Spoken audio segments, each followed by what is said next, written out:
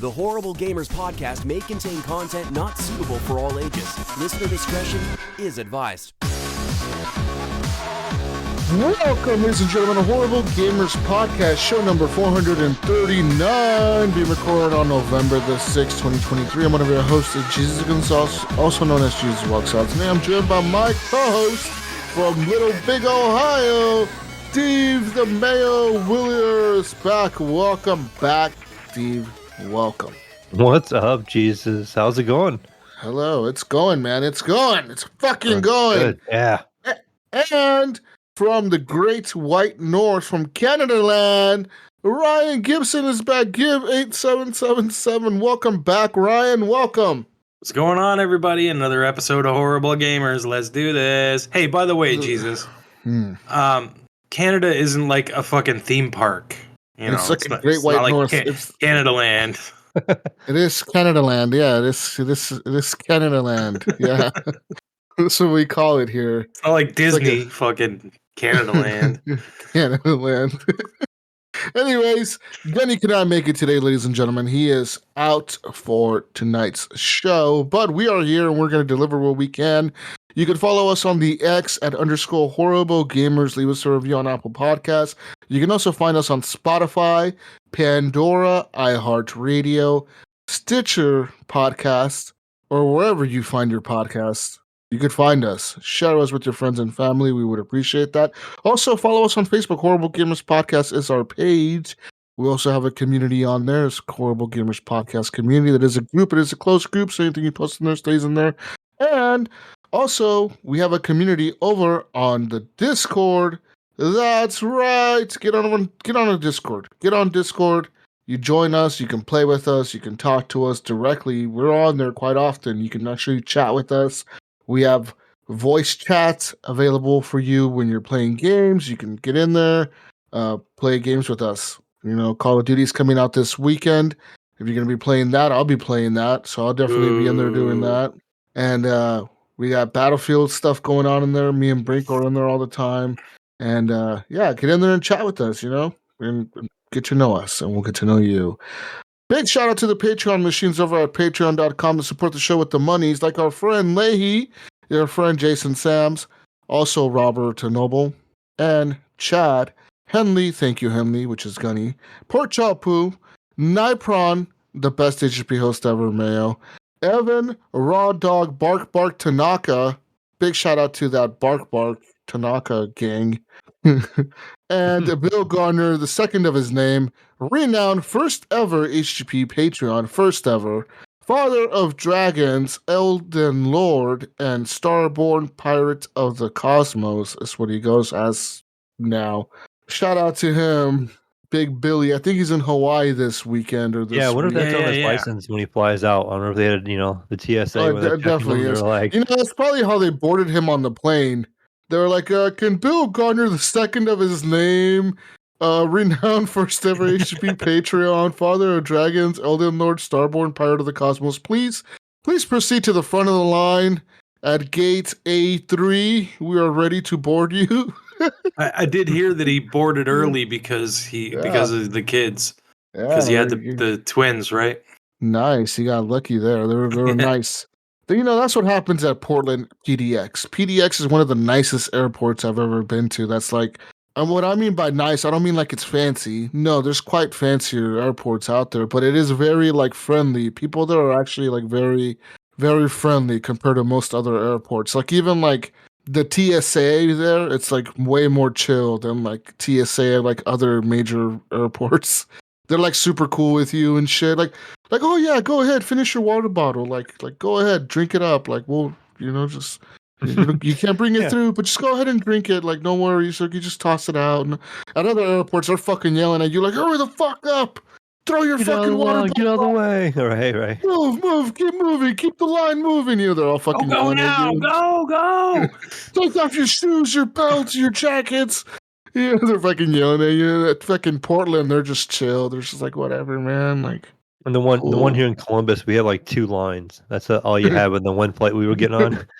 So they were like really pushing you to get through. But then when we got to Phoenix, it was just this whole different situation when we flew out of Phoenix. Yeah, Big It was ass a whole fucking bunch of airport. lines, but then they're like, the little thing you gotta step in that goes Yeah. around you, it kind of scans you. There's a broke like right before we went to get in, and so then we got Ooh. to actually just go around it, and they just used a Oh, little really? wand on us, and they're like, "Yeah, you're good to go." I'm Yeah. like, "Oh, that was way easier." Yeah, that's way But easier than that stupid scanner yeah, they fucking just let us thing. Yeah. bypass it. Nice. But yeah, shout out to him. He's over in Hawaii. Hopefully he enjoys his vacation. Yeah, I know. I'm keeping an eye on you, Billy. Yeah, we're watching. We know where you're at. I know your flight number, bro. I know. I'm watching you. Anyways, shout out to Billy and shout out to all of you guys listening. We appreciate y'all listening. And also, head on over to Redbubble. Buy yourself some nice gear for the holiday season. You know you want some socks, Mayo, or I maybe do. some acrylic blocks or some clocks. It's all available over at Redbubble. Just search for Horrible Gamers in the search bar. Find our logo that you see on your podcast player thing or on our website. And then you can just click on it and you can buy whatever you want on there. You know what Yeah, else and they have of on there, Jesus? what else? Shower curtains. They do. Oh, they do. Yes, they do have shower curtains. They do. Oh, Ryan, a shower curtain. We have shower curtains available for you. Yeah. you We're can never have gonna a let that clock go. too, right, Jesus? Because we just got to change in the time. So if you haven't changed the time in your walls yet, Yeah. you got to take a clock down anyways. Why not get an HGP clock? Get a Put new it up one. there Yeah. instead. Got to Yeah. take the other one down anyways. Yeah. Do it. Just It's no get it. good anymore now that the Just throw it time away. changed. Yeah. It's Buy a just new no, clock, throw that one away. throw it out. Anyways, go over there and get yourself some stuff. Also, a big shout out to the intro and outro music makers, Broke for Free and Phantom Egg for the intro and outro music to the show. And let's get talking about video games, gentlemen. I played a few games this week.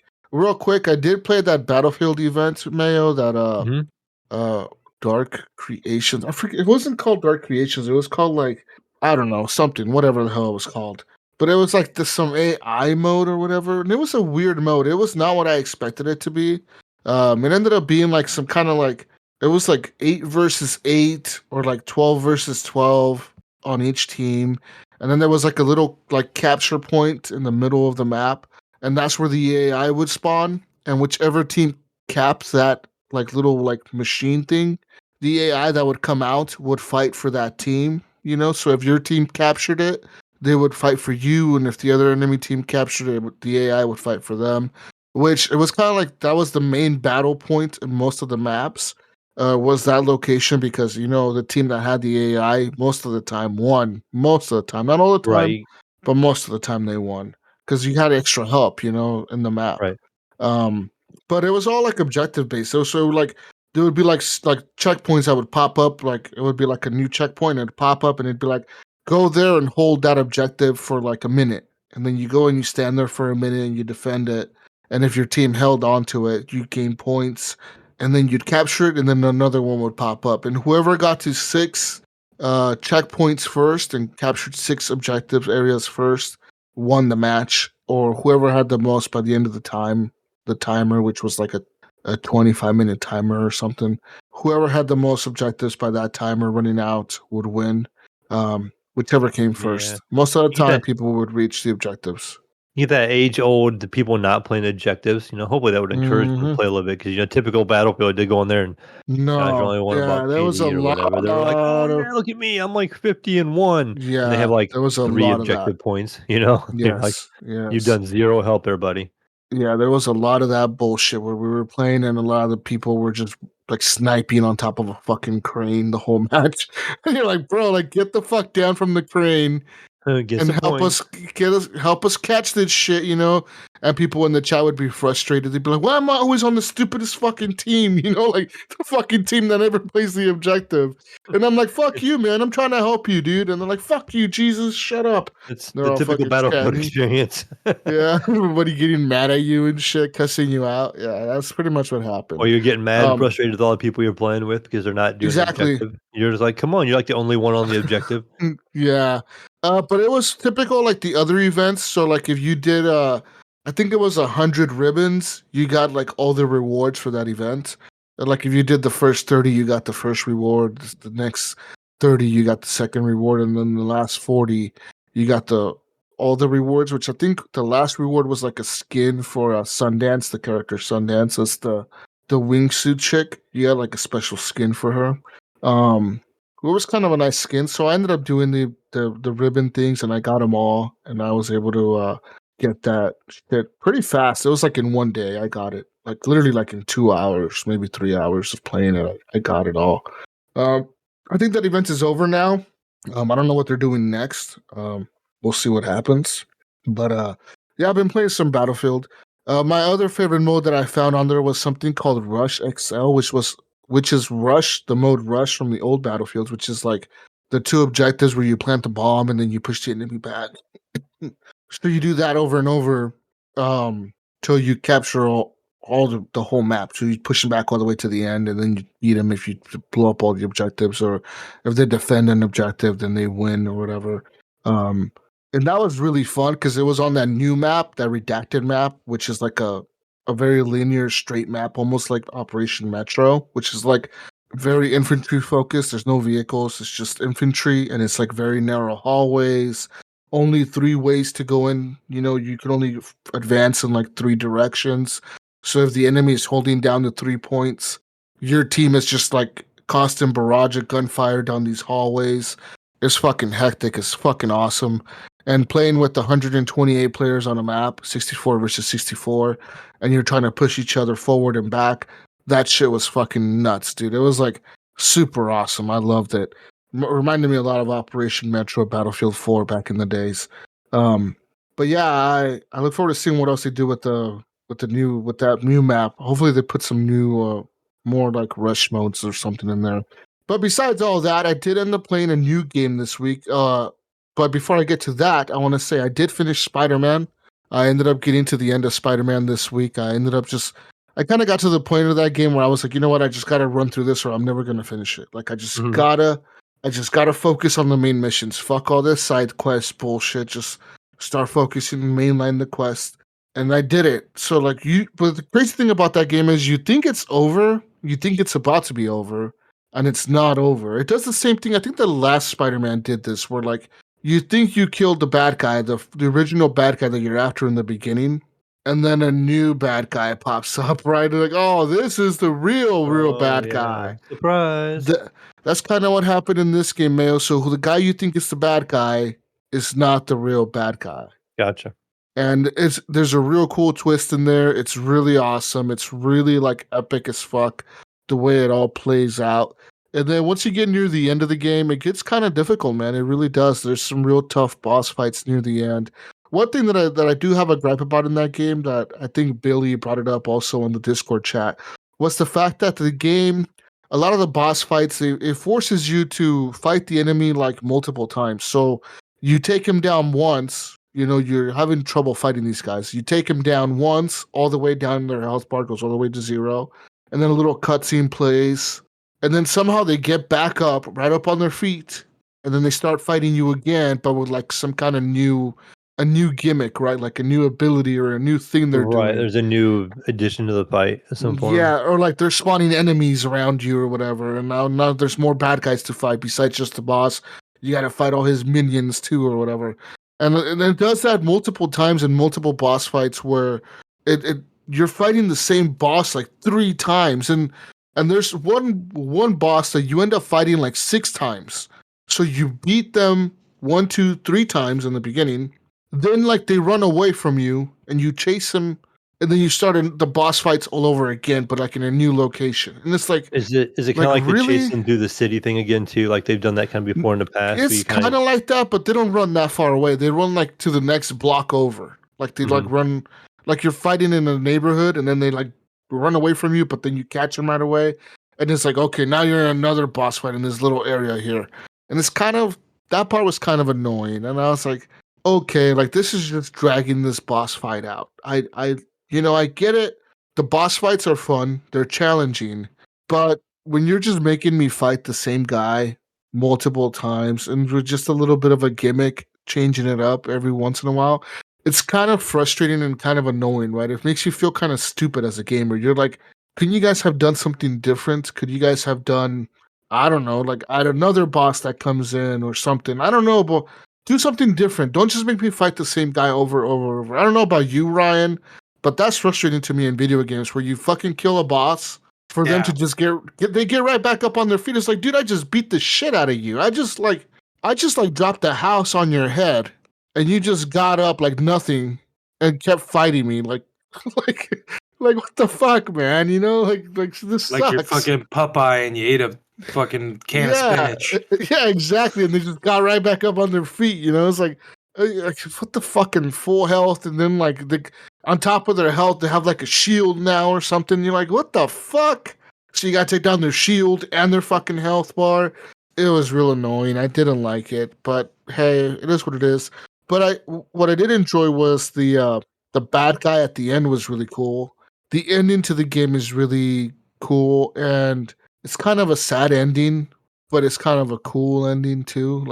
And pretty much the game ends like in a cool spot, and I'm excited to see where they go forward with the next game, because obviously they're going to introduce another bad guy in the next game, right, Mel? You get like you get like the credits, and then you get another cutscene with the guy goes to talk to this other guy because he wants revenge or whatever the fuck, right? And it's like, then you're thinking like, oh fuck, this guy's gonna come out next in the next game or the DLC or whatever, and that's kind of cool.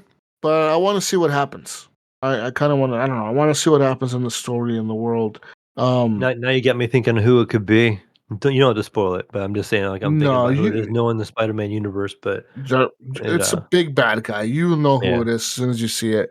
But yeah, it's a cool game. I liked it. I liked the set pieces. The combat was dope.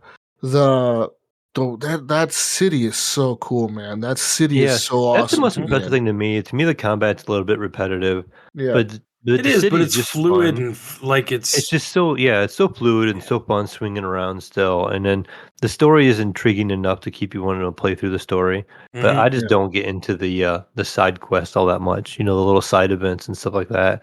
I really just kind of like, okay, like you said, Jesus, kind of just going through the main story part of it. I haven't really played it for a couple of days. I haven't really been on the PC or the consoles here much the last couple of days. I've been on the run. But I think the last thing I did was like, it's probably still early.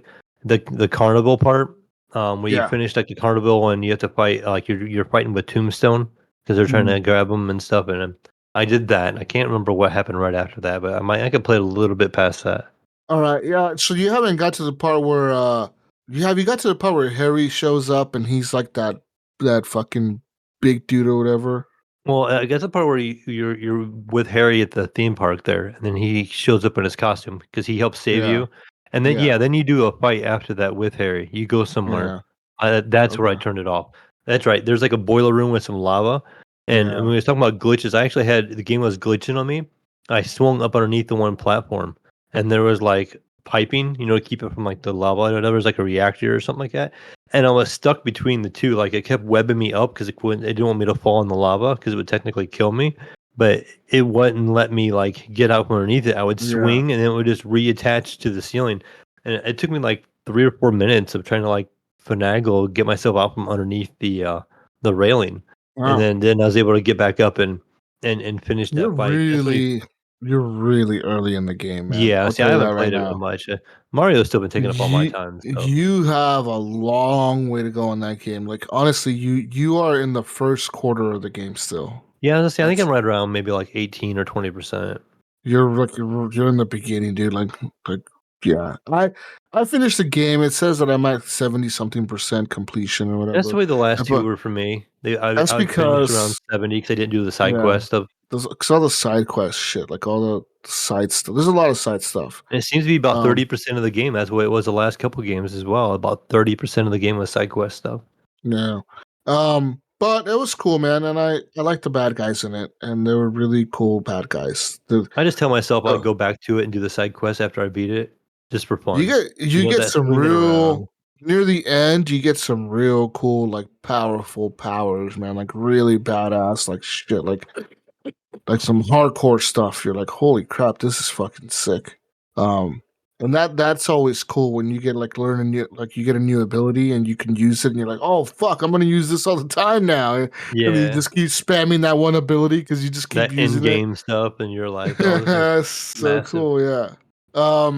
But yeah, I finished Spider-Man and I liked it, and I look forward to playing the DLC if it ever comes out soon. I'm sure it will next year, right?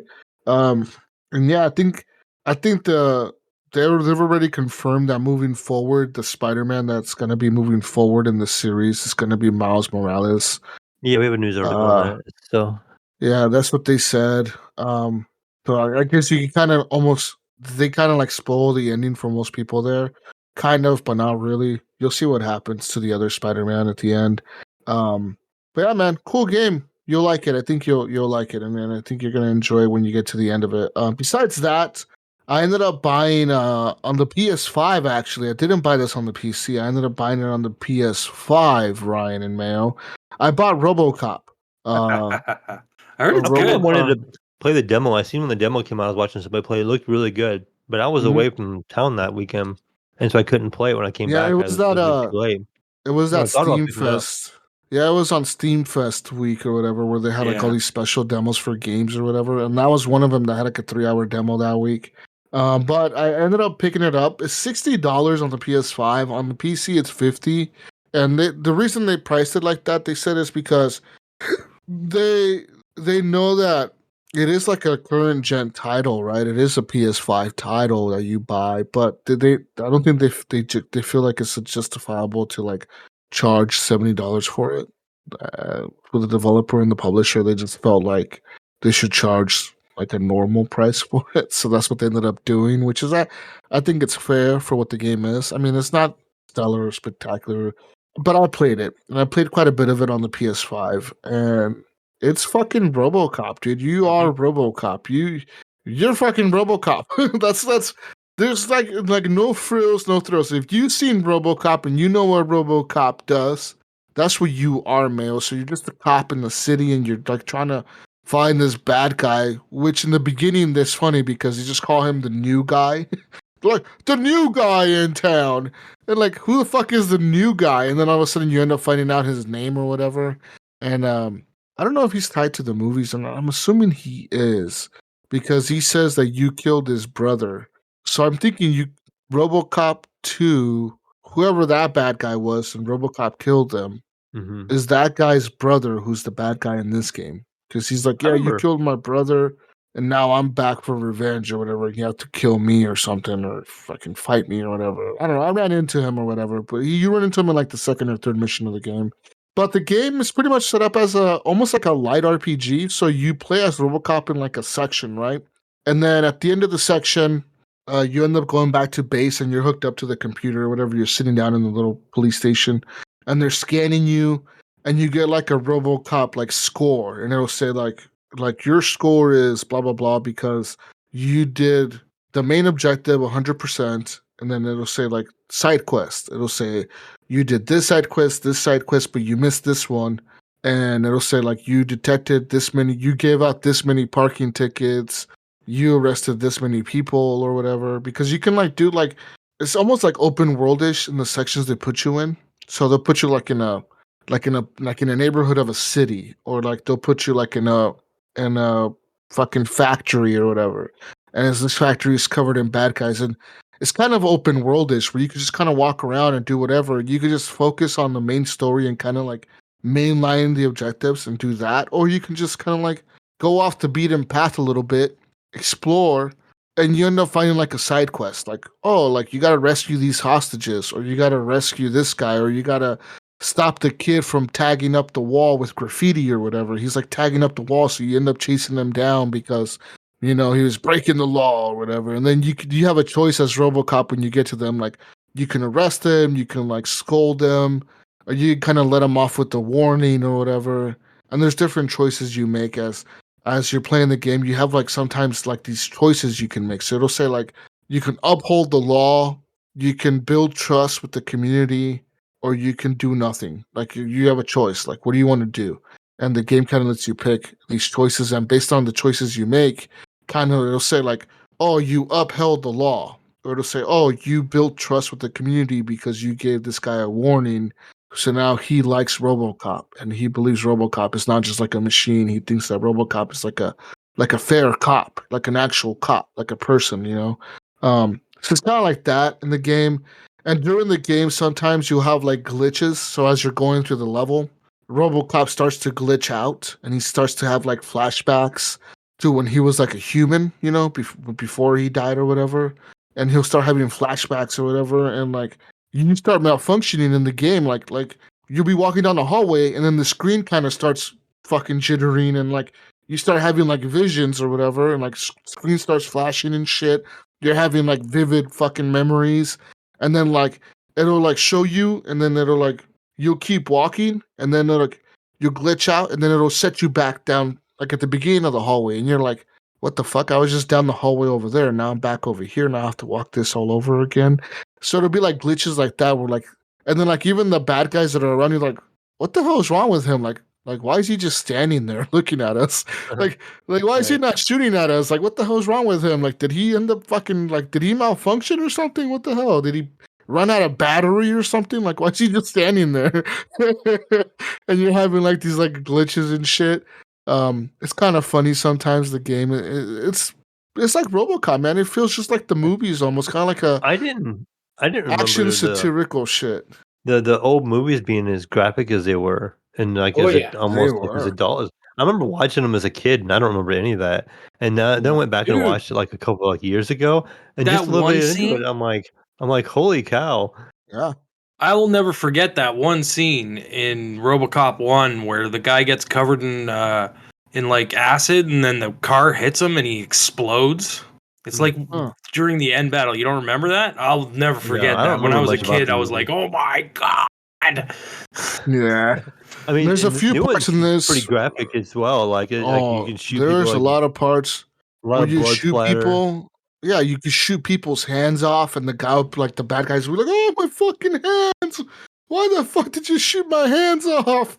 Like you could shoot off their head, and like their whole head will explode or whatever when you shoot them in the head, and like it's fucking like bloody as fuck. Even when you shoot them, and you shoot them in like the walls behind them, the blood splatters all over the wall and shit behind them wherever you shoot them. It's pretty graphic, man. And even like there's cutscenes where like people get shot by you or by Ed209 or whatever, and like they get fucking tore up, dude. It's like holy fucking shit. And that Ed209 fucker, that fucker ended up fighting him because he malfunctioned or something. He's like a boss fight or whatever. Like you end up fighting him because he malfunctions. And he kills a cop like right in front of you, and it's like holy fucking shit. He like tore that cop up. Like he was like, you have 10 seconds to comply, and the cop's like, stand the fuck down. And the cop's just standing there, and that fucking thing's like, you didn't comply. And it fucking just shoots him, and you're like, holy fucking shit. And then you gotta fight him, and that fucker's he's kind of a tough boss fighter. He ended up killing me like once.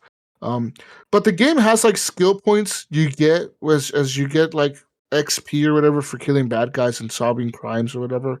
You get like XP points, and you get like graded at the end of each level. Like I told you, you get like a rating, like an A or a B or a C or whatever, based on your rating on how well you did as RoboCop. But you get these skill points that you get, and these skill points can be put into different, like there's like about, I want to say about 10 different skills you can put them into. Some of it is like engineering. So engineering will let you like hack turrets. You can open up safes without knowing the combination. You can open up the safe in like certain rooms or whatever.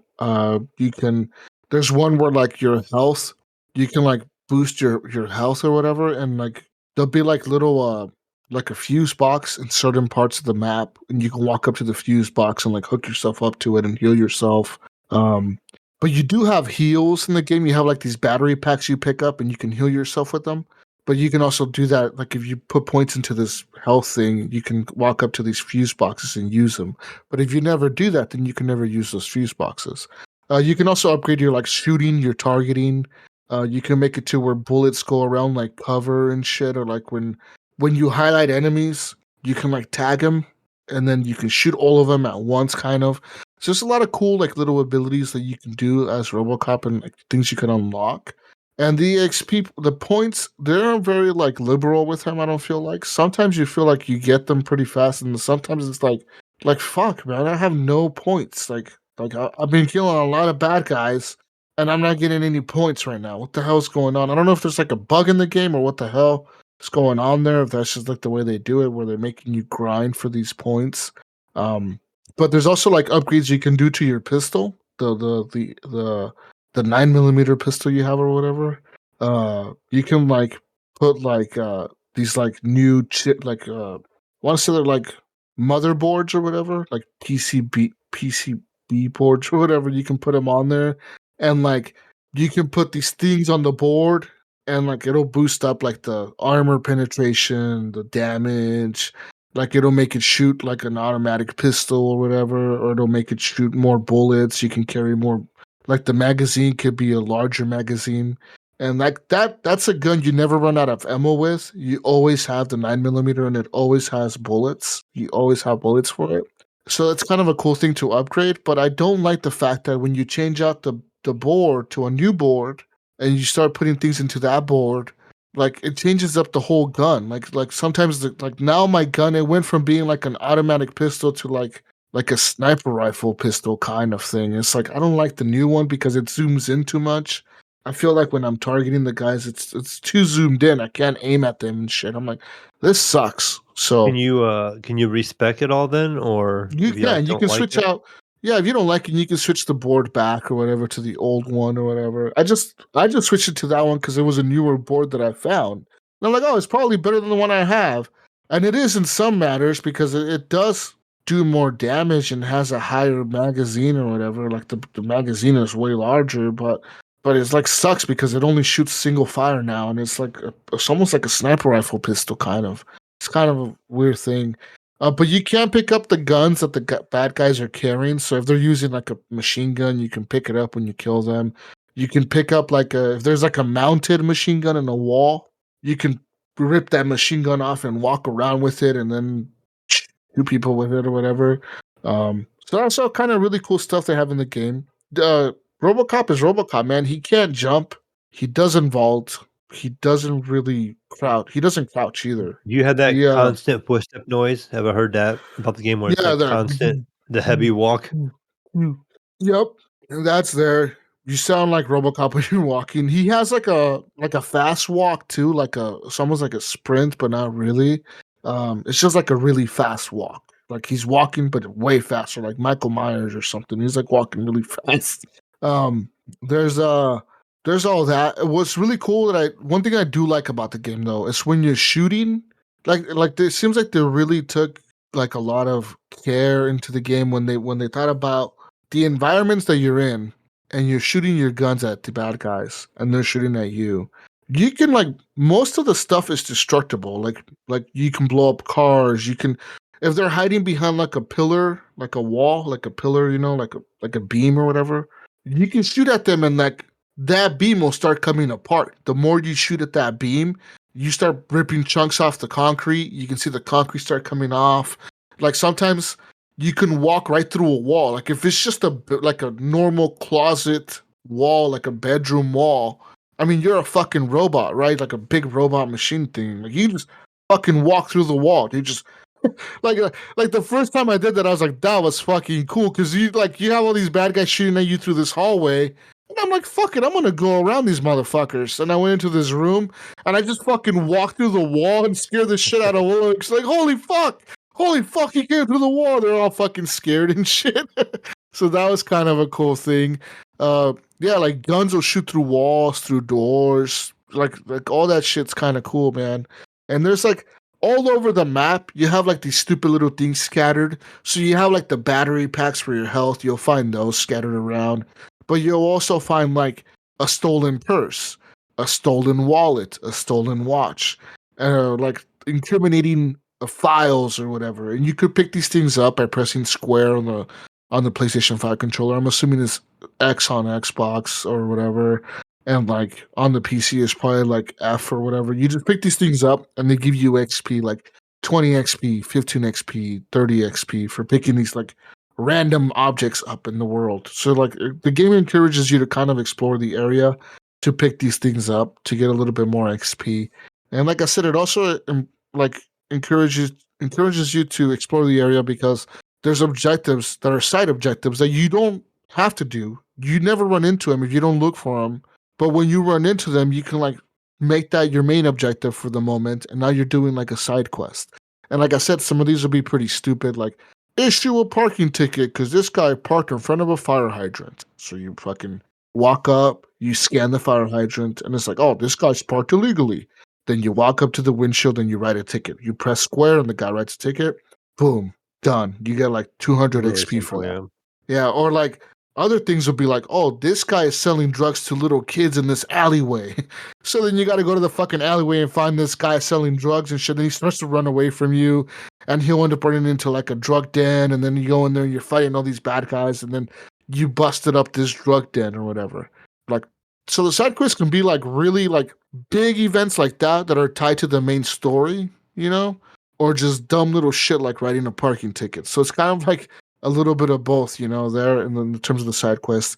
But the game, it has a cool vibe. I like the world that they have built around, like the map, the setting, the environments are really cool.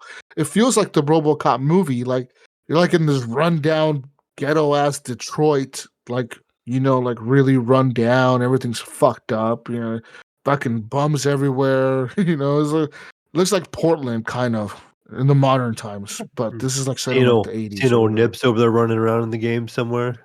Yeah. Oh, and the cop car you drive is like the cop car from RoboCop, like the original movie, like the old Crown Victoria, like the old, yeah, was it a Crown Victoria, the Ford? I think so, yeah. Or like the Ford, it almost looks like a Ford Escort, but like, no, it was a Crown Vic, I'm pretty sure. Like Yeah. an old school 80s cop car. You drive one of those. The cops are pretty cool. Like it's all very like old school, man, and it feels very 80s vibe, and I like it. It's very like an old school early 80s, late 80s, early 90s vibe is what it's going for, and it really nails it. It feels like it's in that setting, in that world. And I kind of recommend this game, honestly. It's actually a lot of fun. Like it's not impressive in terms of shooting. It's not like super impressive in terms of all that, but like the environment is well done. It is satisfying to kill the bad guys. It's just satisfying. You can even grab a Mayo, like if you walk up to him and they're close to you, like if they're run up to you with the shotgun, you can just fucking grab the guy and fucking throw him against the window. Yeah. You could toss him out the window, toss him against the wall, toss him at another bad guy, and like his blood splatters everywhere. Like it's fucking gruesome, dude. Like it's pretty cool like that. Yeah, it looked like it. I watched Mike Minotti from Giant Bomb play a little bit of it. Yeah. It looked like a fun game. Yeah, it's just stupid kind of fun, and especially at the PC price, man, for $50, I do recommend it. I'm sure you can find it on CD keys for like $30. I know that Alan Wake just came out, and of course, this is probably not better than Alan Wake. I'm not gonna say that, but but if you like shooters and you just want like a RoboCop game that you know, or if you like RoboCop and you always wanted to play him in a video game, this is your chance. As a kid, I had that RoboCop toy, and like, it was so cool playing with that fucking thing. And now, playing this video game, it reminds me of that. I'm like, I wish I had that toy still, man, because it's so fucking cool. Like, and my girlfriend was like, "What the fuck are you playing?" I'm like, "It's RoboCop." She's like, "What the fuck is RoboCop?" I'm like, "Sit down, girl." Man, I'm like, we need to talk. Like, you've never seen RoboCop? She's like, "No, I don't know what the hell that is." I'm like, "How the fuck?" So now I gotta find a way to watch RoboCop with her because we're gonna watch RoboCop. Okay, I don't give a fuck. It's on. I thought I was on Netflix or something like that. It was somewhere I seen it streaming. We're gonna watch RoboCop. That's all I know. I'm gonna make her watch at least the first one, maybe not the third one. The third one kind of sucked, but the first and second one were pretty good, and I'm gonna make her watch them. So the first one at least. Yeah, she might not go for the second one. She'll be like, "This is enough of this fucking stop motion shit." With the Ed 209, the way it's all moving and shit. Yeah, it is on CD keys, Jesus, for $33.49. Yeah, for that price, I'd recommend it. Even on the consoles, if you don't have access to a PC, for $60, it's not a bad game. But I can guarantee that this game will probably be on sale in a couple weeks. Black Friday is coming up. Thanksgiving or whatever you call it in Canada, Boxing Day or something. All that shit's coming up. Black Friday. Boxing Day is the day after Christmas. Oh, okay. Okay, yeah, whatever. Get it right, Jesus. Come on. Black Friday's already started up here, guys. It goes all month long, pretty much. Well, how can it be Black Friday if it goes off? I don't know. Don't Black ask me. It's November. fucking stupid. It's become this totally out of hand thing where it's like all November, people are like, it's the early Black Friday sale. Yeah. Come check it out. They do Go on down to Best Buy. We got the early Black Friday sale. That's what we're getting to hear at Jesus, where they're watching Canada do all this stuff, and now we're getting their bad habits. It's like we're seeing all this they stuff. do Like, that shit here too. We're like, Black Friday starts Thanksgiving Day. It's like, what the fuck? You mean? Thanksgiving Day. Like, it's not Black Friday anymore. It's Black Friday week. Right. All week long. We're not giving our employees any time off. Come fucking shop for us. We don't care. These guys don't deserve Thanksgiving off. Fuck them. We're gonna make them work. Yeah. Well, it's not even Thanksgiving up here, so. But yeah, I recommend RoboCop, man. It's actually a pretty fucking cool game. It really is a lot of fun, and I like it. Yeah. You can watch it on Prime Video. All right, I got Prime. We're gonna watch RoboCop. But yeah, man, I fucking like this, so I recommend it for people. If you're a fan of RoboCop, go fucking play this shit. Now another issue that I had you this don't know what week, it is. Go watch it. Then play. I know, right? One of the issues that I had this week on the PlayStation, right? I tried to play Battlefield 2042 Mayo because they have like the EA access for like 99 cents right now for a month. And I was like, fuck it. I'll sign up for a month for 99 cents. I bought that for $1. Okay. So I went and I did that. And I go to launch my EA Battlefield, right? It downloads. I go to launch it. I launch it. And it's doing the whole thing where it's logging in. And it says, oh, you haven't logged into your EA account on your PlayStation in a while. We've sent you an code to your email. And I'm looking at the email, and they kind of do that thing where they blank out like some of the, like they give you like the first 3 letters, they blank it out, and they give you the address where it's at. So I'm like, that's my Yahoo email. And I'm like, my Yahoo email is not tied to my EA account. Not anymore, at least. So I run into a problem, guys. Oh. They're sending me a fucking code to verify my login. And you don't have access to that. They send me a code to verify my login to my Yahoo Mail account. I have access to that email account, but my EA account is no way in any way, shape, or form tied to that email anymore. It's tied to my Gmail account. So I'm Googling this help, and people are having the same issue. They're like, I don't know how to fucking log into my PlayStation thing or my Xbox or my PC because EA is telling me I need this login to play Battlefield because Battlefield will not even launch without this shit, man. It says, no, dude, like you need to verify your fucking EA bullshit. Right, they won't let it launch. It won't even let it launch. I go to the EA help website that they give you a link to on the PlayStation. There is no fucking way on that site. Let me tell you this. I looked for fucking 7 hours this week. 7 fucking hours. I was on that website looking for help on how to fucking link my goddamn PlayStation account to my EA account. And when I go to link it, it tells me, oh no, only one PSN account could be linked to your EA account. Only one. And only one time. And only one. And your account's already linked to another account, so you cannot link this to this account. Oh, you have to deactivate the other account that you don't know what it is or you don't know the login for? Yes. My Xbox is linked to my EA account. My Nintendo Switch is linked. My phone is linked. My PC is linked. They're all linked to this EA account. Xbox, please. Xbox, Switch, everything. Except fucking PlayStation, dude. And I tried, Mayo, for fucking hours to chat with somebody, right? And I finally, somehow, I don't even know how I got to it, but I found a thing that said, click here for live support chat. I clicked on it, and it took me to live support.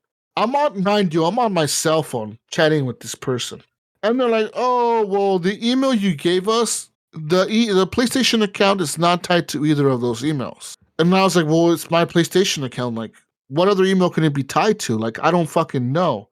And they're like, well, okay, we can fix this. You need to answer 7 questions. I'm like, what? She was like, okay. You don't know any of them? She was like, no, listen. She was like, what's your address? What's your email address? Also, click on this link. Click on this link to give us your IP address where you usually game at. And I'm at my girlfriend's house. So I tap on the link. It's on my cell phone. So it automatically closes that page and it opens a new page for the link. Well, guess what? That closed the chat out. And I could not find the chat again. So when I went back, I tried to even reverse and like go to my history and reload the page. I can't get the chat back up. And then I looked for like 6 more hours to try to find that chat link again to like live chat support. I cannot find it. I finally found an email support, like to email them for support. And I'm like, look, I just want to link my fucking PlayStation to my fucking EA account so I can play Battlefield. And like they emailed me back like 2 days later. And they're like, oh yeah, your case has been resolved. And I'm like, no, it hasn't because I haven't fixed this shit. You still can't log in. and then like this morning, they emailed me and they're like, oh yeah, okay, we didn't resolve it, but we send you a code to verify that you have that email. We send you a verification code. And I'm like, I don't know what email it is. I'm like, if you could just tell me what's the email. They're like, no, we can't tell you the email that we're sending it to. And I'm like, so like, what do I do, man? I don't even know what to do anymore. Like, do I just I can't delete my PlayStation account. I have games on there that are fucking paid for and shit. Right. Like so I guess I can't play EA games on my PlayStation. I guess you don't play EA games on the PlayStation, I guess. I cannot never ever play for the rest of my life. I can never play EA games on my PlayStation because don't ever buy an EA game on PlayStation. Never. Jesus. I guess yeah, if they make an exclusive Titanfall 3 for PlayStation fucking 6, I will never play it because I can never play it. Because it's never gonna work. I can't fucking link it. And EA support is the worst, dude. Like, I hope they listen to this podcast because they fucking suck. That website is the worst website for any help. Because all it does, listen, you click on thing where it says like, okay, click on the game you need help with. I click on Battlefield. What do you need help with? And it says on there, link my PlayStation to my EA account. That's a main issue that pops up. I click on it, and all it does is pulls up an article, and it says, try these 3 steps. Go to your EA account, log in, try to link it. If you still need help, contact us. You click on the contact us thing, it takes you back to the article. It just takes you right back like to the same article. Yeah. It's just like a cycle. Like it's just if you still need more help. The vicious loop. It says just contact us. Click on contact us to chat with the live representative. You click on contact us, it loops you back to the main homepage. Oh my god, I'm beyond done. It doesn't mean Jesus. Like you not need to be a boomer over there and know your email addresses. No, fuck you, man. Like. You're one of those guys. You're like trying to help out, and you're like, "Oh, they sent you an email," and they're like, "Oh, which one? I don't have that email anymore. I don't remember." Listen, this email was probably leaked on my PlayStation 3 like 13 years ago or something. Right, okay, right. The last time I played a fucking EA game on my PlayStation, probably Battlefield 3 on the PS3 or something. You know, it's probably on your. I don't understand why people have to change their emails all the time. It's like I don't know. I have the same email address linked to my Xbox account for every Xbox. Yeah. Since the first one. Okay, but listen, I was able to switch everything over. I switched my like I told Mayo. I switched my Xbox account, my Switch, my phone, my PC. I know. How is it that PlayStation can't just say, okay, we'll just unlink this from this PlayStation account? And then you're going to lose everything on that account for that EA account and just link this new one. Why can't they just do that for me? Why can't they just make it that simple and be like, all right, like, look, we're going to unlink it, but if we unlink it, you're going to lose everything on there. Okay, that's fine with me. Just link my new one, my current one that I use for everything else, and I'll be fine. I don't give a fuck. And they're like, what's your username? And I literally told them, I am Jesus Walkslot on fucking everything. I'm like, literally on everything. Like, everything you can search me up on is Jesus Walks a Lot. And they're like, oh, okay. And I'm like, my fucking EA name is Jesus Walks a Lot. Like, this is me. I can tell you that I can give you any information you need for me to verify that it's me trying to do this because they think I'm like some fucking hacker or something trying to like steal my fucking account. Into your account, yeah. And I'm like, dude, like, no, I'm just trying to play fucking Battlefield, guys. Come on. Oh, but hopefully I get it resolved. They emailed me this morning. I emailed them back. They haven't emailed me back. I don't fucking know, man. We'll see what happens. maybe I'll just never play EA games on my PlayStation. Right? You know what, Ryan? I mean, throw away my PlayStation. Fuck that shit. That's right. Just get rid of it. You don't need it. Xbox. Send it to Ryan. Ryan wants a PlayStation right now. I just want to play Spider-Man. I'll send it back to you when I'm done. That's all I want it for. Oh man. We know how much shipping to Canada is now, so yeah. Besides that, a little bit of thing that I did play today actually was the Call of Duty Modern Warfare 3 campaign. And it's Call of Duty. It's kind of a new thing on the new one. It's kind of like the beginning mission is very Call of Duty like. It's very linear. You're going down on like the mission. You're going down the mission. But the second and third mission now have been kind of weird. So they kind of drop you on a map and they kind of say like, okay, like this is the objective. You figure out how to get there. Like the map is kind of open, and now you have to kind of figure out how to kill the bad guys and get to that objective. Like however you want to do it. You're by yourself. There's no team with you. You're just by yourself. And like you can pick up guns and armor and stuff in the map. There's like little like gun stashes and shit. You can pick up new guns or whatever. And then it's like kind of like Warzone with AI instead of fighting other people. Almost like the DMZ mode, but you have to get to the objective, and then a cutscene will play like regular Call of Duty. It's almost like a cutscene plays out, and then now you're back in like a big open world type thing or whatever. It's kind of weird. I'm not sure if I like it a lot, but it's Call of Duty and it's actually running really good on my PC, man. Like I'm getting like 120 frames constant, like just solid on the campaign. I'm hoping the multiplayer is the same way. I doubt it will be because it's always like, for some reason, single player runs really well, and then the multiplayer, I don't know if it's the online connection in the factor or what's going on there, but it's probably going to run at 90 to 100, I would say, on the multiplayer. But we'll see what happens when we get to that. But the campaign, yeah, the bad guys are the Russians in this one. Makarov is back, and it literally picks up, the game literally picks up like at the end of Modern Warfare 2, the campaign. If you played it, it picks up right at the end of it and it carries over. And the characters that were in that game are in this game, except with the new bad guy, he's Makarov or whatever. And if you played the previous Modern Warfare campaigns, like from the past, from like the late 2009, 2008, whatever, 2010, if you played those campaigns, it's that bad guy. And he's like a big terrorist guy or whatever. And he's going to be doing terrorist shit. Now, Ian said he's played this all the way through, and he says that he really enjoyed it. He's like, yeah, it feels just like Call of Duty. It's just a little bit more open. He was like, but it's still Call of Duty.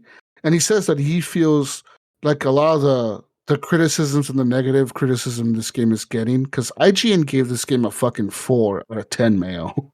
Now, I don't know if it's because Xbox just fucking bought Activision or something, but they gave this game because of that. Literally, they gave this game a 4 out of 10. That is the lowest a Call of Duty campaign has ever got, I think, dude.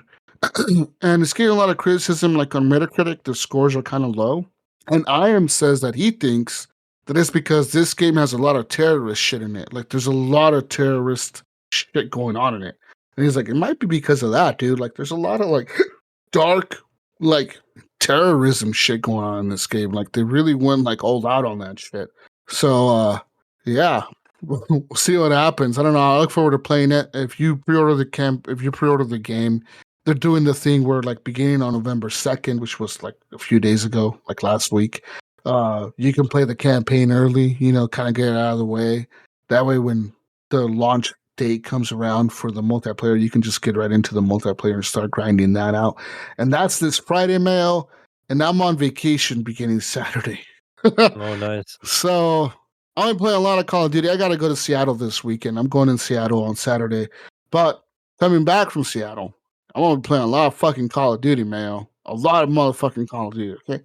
It's gonna be Call of Duty week. I'll be wearing my night vision goggles, okay?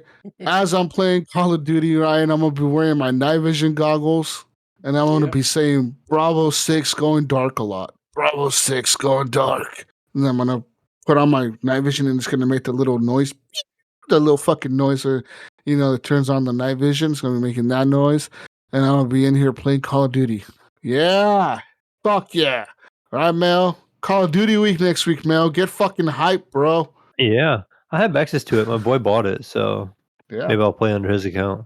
Fuck yeah. You know what? I'll probably buy that game on my PlayStation 5 because I can play it on there without having a stupid login, EA. Yeah. Stupid fucking EA verification crap. Why does EA even need that shit? That's fucking stupid. Ubisoft has the same thing. So I did the Ubisoft thing for. I tried to. I got the Ubisoft Plus, and I was able to link it with my Xbox. Well, then I thought I was like, hey, I could probably maybe link this with my PlayStation as well and play on all of them, And I wanted to play the Crew Motorfest on the PlayStation because it has the cool sounds on the controller, And I could not link. I could not figure out how to link Ubisoft Play Plus, whatever you call it, to my PlayStation. I just could not figure it out. And so, no, Mel, you can't because Ubisoft, that subscription that you're trying to play it. Yeah, so it's with my PS Plus account. Is not able to be linked to your PlayStation. It doesn't support it on PlayStation. That Ubisoft Plus shit is only supported on Xbox. So I was hoping to be able to play those newer games with that Ubisoft Plus account, and then I couldn't. I was like, "Oh, are you kidding me?" I was like, "Okay, oh well." That's why on Xbox you can sign up for it right from your Xbox, but if you go to the PlayStation, you can't even search for it because it doesn't exist on there. I think PlayStation has that Ubisoft Classic stuff. They have all that stuff. Yeah, it's like Ubisoft Plus, Classic, yeah. But they don't have that that Ubisoft Plus subscription thing. That's not available. I don't know. Who knows? Maybe they'll allow it eventually. But I think they're not because I think that's their excuses. I think this is the thinking behind PlayStation. They're thinking if we allow this Ubisoft subscription shit on our shit, that gives Microsoft a reason to say, hey, why don't you allow Game Pass on your fucking shit? And I think Sony's thinking, no, we can't allow this shit. We already allow EA to do their EA Access bullshit on our thing, their trial crap. We're going to let them get away with it because Xbox does. But Ubisoft, we can't let them. We can't let them, Mel. We can't let them do it, Mel, because guess what? We let them do it. Then here comes Phil Spencer a fucking year later. Oh, right. Well, why can't we just put Game Pass on there, Let me put, hey, PlayStation, let me put Game Pass on there, man. Man, just a little bit of Game Pass in there, Ryan. Mm-hmm. No. You should. I think that's the thinking behind that. So and then put PS Now on Xbox, and then we can all everybody can shut the fuck up about their plastic box and just play games. The best box is the PlayStation box. Sure. If that's what you think, that's great. My opinion is different. But yeah, that's all I played, gentlemen. That was a lot of stuff that I played this week. But I look forward to playing the Call of Duty campaign and finishing it up and getting the launch multiplayer started. Big week for Call of Duty this week. Yeah. We'll see. Yeah. I think I played a lot of the same stuff Ryan played. I have a feeling. Yeah. I played. I didn't play a whole lot of Spider-Man. Like I said, I got to that one point. I played a little more than I was at last week, but nothing too extensive. And then again, just right back to Mario. Mario. And I haven't been killing it through Mario, but I've been enjoying every minute of it I've been playing. Yeah. I am now to basically halfway through the last world, so I'm getting close. I'm not sure if the last boss world will be a whole world or not. But I think Bowser will be a whole world, Yeah, I got a feeling he's going to be. So I have one more of those little, I'm talking about the little dragon things that go around him. Maybe not though, because he's a castle, right? So yeah, but he's probably a castle you probably got to go through, I'm guessing. Yeah, maybe. Not sure, but but the last world, I don't know how far you've gotten, Ryan, but the last one's actually pretty large. It had, is it? I kind of counted real quick on the map. I want to say there was 20 some levels on that world.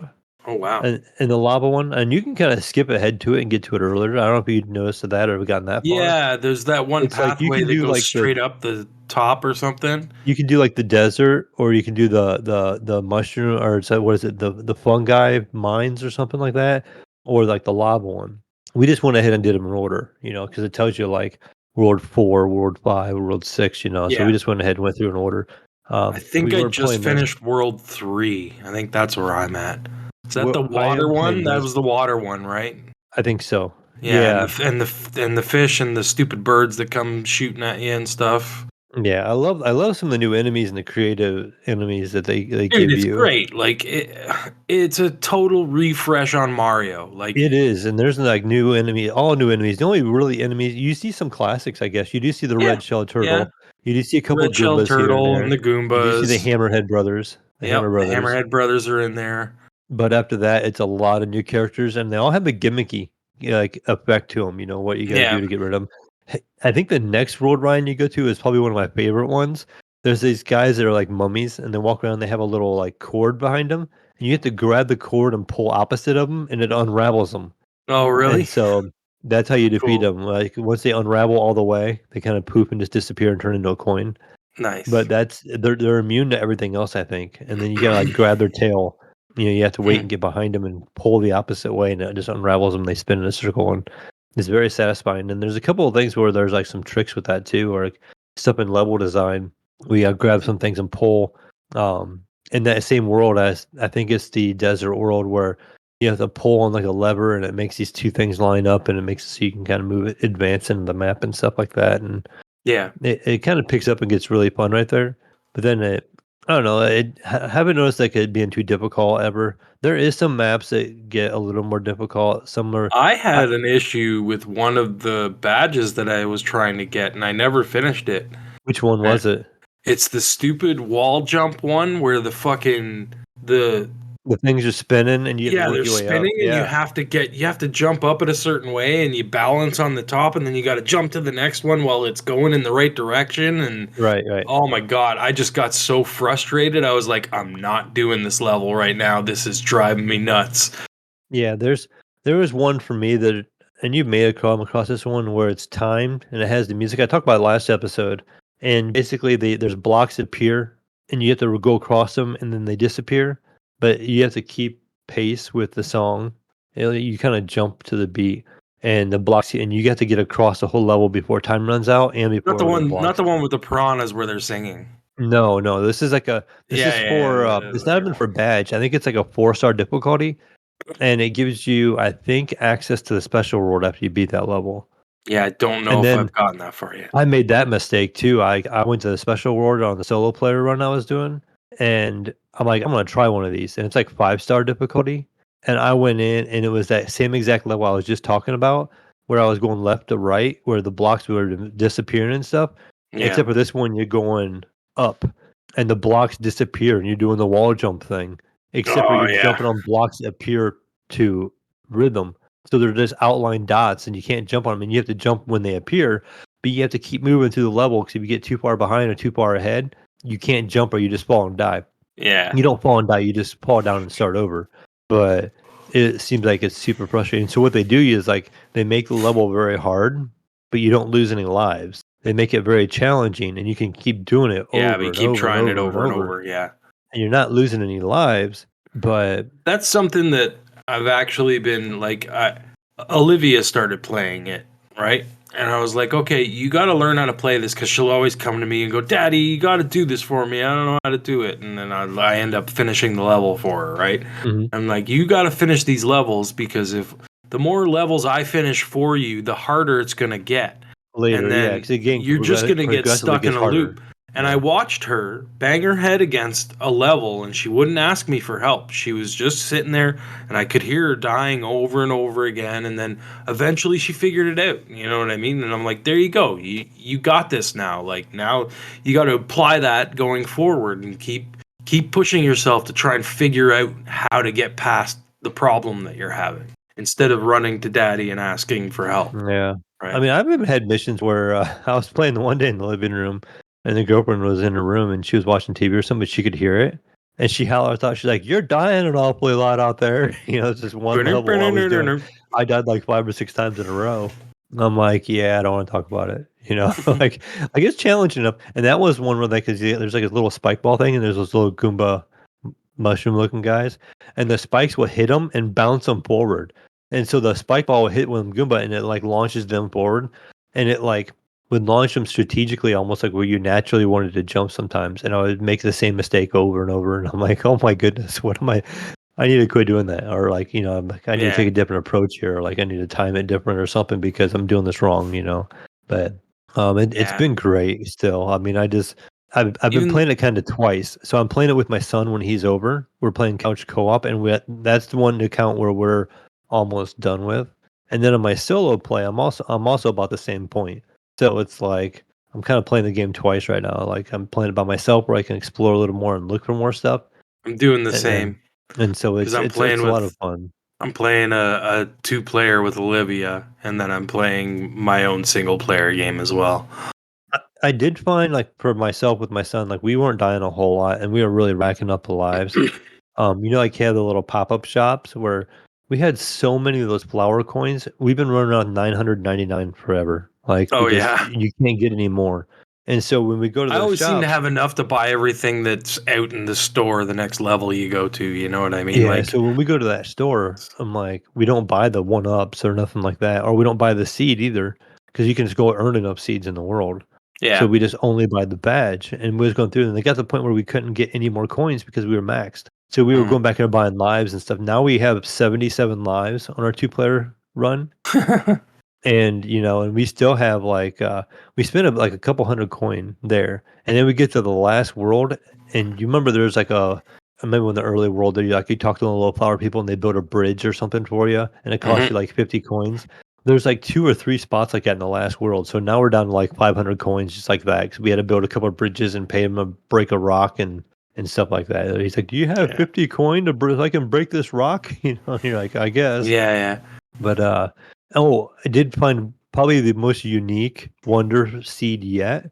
It was in the last world here we were playing, and it's a Mario quiz. And so the game like stops and it will ask you a question about Mario, and you have 3 answers to choose from, and you have to go through and get them all right. And, like it goes through and it keeps Mm. giving you like they're not like simple questions either. They were kind of like some of them I had to think about it. I'm like, okay, what was this? Like Yeah. um, the first one was a little. I was like, what's the coin? That the flower guy takes. It's in the shop, the pop up shop. What kind of coin does he take? And like, what's it called? And it gives you 3 different names in there, and you have to figure out which one it was. I'm like, oh, what was Yeah. that coin? Then they ask you what one of the Bowser kids' names was, and it gives you like 3 different names, and you were like, okay. But then there's a couple other ones on there that weren't so obvious, and I was like, well, we got it on our first try, but they weren't like simple, something kids could just answer really easy. So Yeah. that was kind of an interesting wonderful hour. Like it was right in the middle of the level. They all stopped and it's like, we're gonna do a quiz. Huh. And you just gotta pick the right answers and stuff. But still really cool. Have you had a favorite wonder flower yet? Like Um, no, I mean not really. Like they're all cool, but I mean I haven't nothing's really been stand out for me where I'm like, oh my god, that was awesome. have you had the black and white ones where you're like a silhouette? No, Yeah, that no. one's kinda cool. There's another one that is really cool. You turn into this blob, right? Like a ball of slime, and, like, I was using Mario, my boy was being Luigi at the time, so I'm, like, red and he's green, and you can attach to, like, any wall, and you, like, slide along the wall, and you have to, like, go along these little pathways and stuff, and it's, like, through cracks and stuff, and you have to, like, keep ahead of the map as it's moving, Yeah. and it's a lot of fun, and, that was kinda cool. Trying to remember there's another one that kinda jumped out at me, I just remember what it was now, but just unique level design, like some randomness will just happen, you're like, "What on earth is going on here?" I've had a couple like, "That's really cool." Yeah. Some are like, "Oh, that one was simple," The but some of them searching are for really hidden cool. coins and stuff like that. Yeah. But yeah, I've been really just kinda playing through that quite a bit, and it's been soaking up, most of my gaming time. When when I'm not playing Mario, I played a little bit of Forza Motorsport again, and, I naturally went and found the level that had the Camaro in it, so it's like a muscle class or something like that, and I don't know, I'm kinda struggling with that one. I do not like the way they have the car handling and stuff. I mean, maybe they always say Camaros and Mustangs, those muscle cars don't handle well, but the Camaro has actually done a lot for like in real life handling. Like the 1LE car is like more of a track focused car, and it's a very like high end like Nurburgring time car and all this kind of stuff. But that doesn't translate into the game. It just feels like the car wants to slide around a lot from stock form, and it's a lot more difficult to control than what like some of the other cars was in the other classes. So it's kind of kicking my ass. Like I'm going through there and I'm like sliding off corners, coming in too fast, and Yeah, I feel like I'm doing the manual mode in the corners and stuff, and like you can control your RPMs and stuff. I feel like with these cars, they they don't feel right in like what gearing you're supposed to be in. Like with like the Camaro, it's got me shifting all the way down to like second gear to get to these corners to keep in the RPM. Like I'll slow down to like 30 mile an hour, and it's got me shifting into second gear, and I'm like, that seems really really low. Like it, because even Yeah. like in some of the import cars, it's like you're running like $3,000 or $4,000 in like third gear in the corners. Yeah. And this is making me shift all the way down to second and sometimes first going through the corners. And it's like I'm constantly having to shift a lot more often. It just feels like it's making me work a little more. But I mean, it's been fun. I've been enjoying it still, but It's it's pretty. just that quick. Yeah, it is. It is a really good. It makes my Xbox just burn up Yeah. with heat. It's like Fuck. humming over there. I take it out of my stand now, like I said, because I had that new TV center that has like a fireplace in it, but they're Yeah. closed doors, and so they're behind the doors. And so I have enough slack in the cable, so I just pull it all the way out and I stand it up on my floor. And that sucker's still like humming along, and it's all hot and stuff. I'm like, wow, this is really working this Xbox Mhm. over here. But the only other thing after that, and I know this is something I think you just mentioned you were playing, was Alan Wake. And I don't know about this game. I'm like, I really like it. It looks really good, but it's so slow. It And is so slow. like, and so I'm that not I get very far. frustrated because I think I'm about as far as you were last week, Mayo. That's yeah, about as see, far as I I'm got only a in. little way. I'm like halfway through the second chapter probably, and it's Yeah. just I get lost. Like I put it away for a little while, and I come back, and I'm like trying to remember what was going on, Yeah. and I liked the clue thing, but sometimes I don't understand. I'm like, where do you want me to put this clue? I'm like trying to like figure out where it goes. And I feel like I'm spending more time trying to solve a little puzzle, which I obviously it's what it is in a way, Yeah. but it like takes me out of the game sometimes. Like it's like menu, like looking at clues and then going Mhm. back to like walking around looking at the action. So but I mean it looks really good. I like Mhm. the part where you're walking around with the flashlight and you get in the jump scares and then I haven't there's a even gotten to scene. that yet. Yeah, so have you gotten to the first part of the combat No. yet? Okay, No. yeah. So there's something coming up. You kind of learn about combat. I'm like, oh, that was kind of cool. And then where I'm at in the second chapter, it's got more like combat type stuff in it once you get going. Because you go back to the lake and you're walking through that lake area where you start, and you just have the flashlight and it's like dark and foggy and it's rainy, and these things happen, and so you're like dealing with all that. But that's cool. But when I get back into that hole trying to solve like where these little pieces go, it's just like there's everywhere. I have like 3 case files, and you have to switch between different files. Then it'll be like, oh, you can't advance anymore until you do a profile. Then you have to go back to your other table and you got to do the little profile thing on the person, and then it tells you like, oh, well, he would have done this. Then you have to go back to your board, and then you're like, okay, now you can hang up this clue under this page, this I spot I because of the actually profile. I actually got hung up in the mind world. Yeah. It wouldn't let me out. I couldn't get out of it. Oh, Like okay. nothing, like the game just went weird. I could move around and like play and go to play stuff and stuff like that Mhm. and read the stuff, but I could not get out of the mind world. I had to reset the game. Wow. It was a weird glitch. Hmm. Right, like I said, it's a game I think it's neat, and Hmm. it kind of puzzles me in a way. It's like I want to go back and play it. I want to enjoy it, but then when I'm playing it, I'm just kind of like, okay, puzzle, puzzle, puzzle. Yeah, Maybe just I'm not in the mood for puzzle stuff as so much. I'm more of a like, action kind of keep me going kind of thing, and where this is more of a sit down. And I wish it would be more like a Resident Evil. That's not what Alan Wake is, but as I'm seeing, but I never played the old ones, so. I just, since I got this game with my graphics card, I was like, oh, I'm gonna definitely give this a shot because it looks amazing. It still struggles on my PC quite a bit. Like, I have these 3 different monitors here, and they're all different resolution. I have a 1080p, a 1440, and a 4K one. And my 4K one is a TV. So what I'll do is sometimes I'll put it over on that screen, and then I run it at like a 1440 resolution, and the settings I have graphically, it's like it's decent, and I'll have like the ray tracing and all that stuff on and then with HDR and all that, but I'll get like 30 to 40 frames.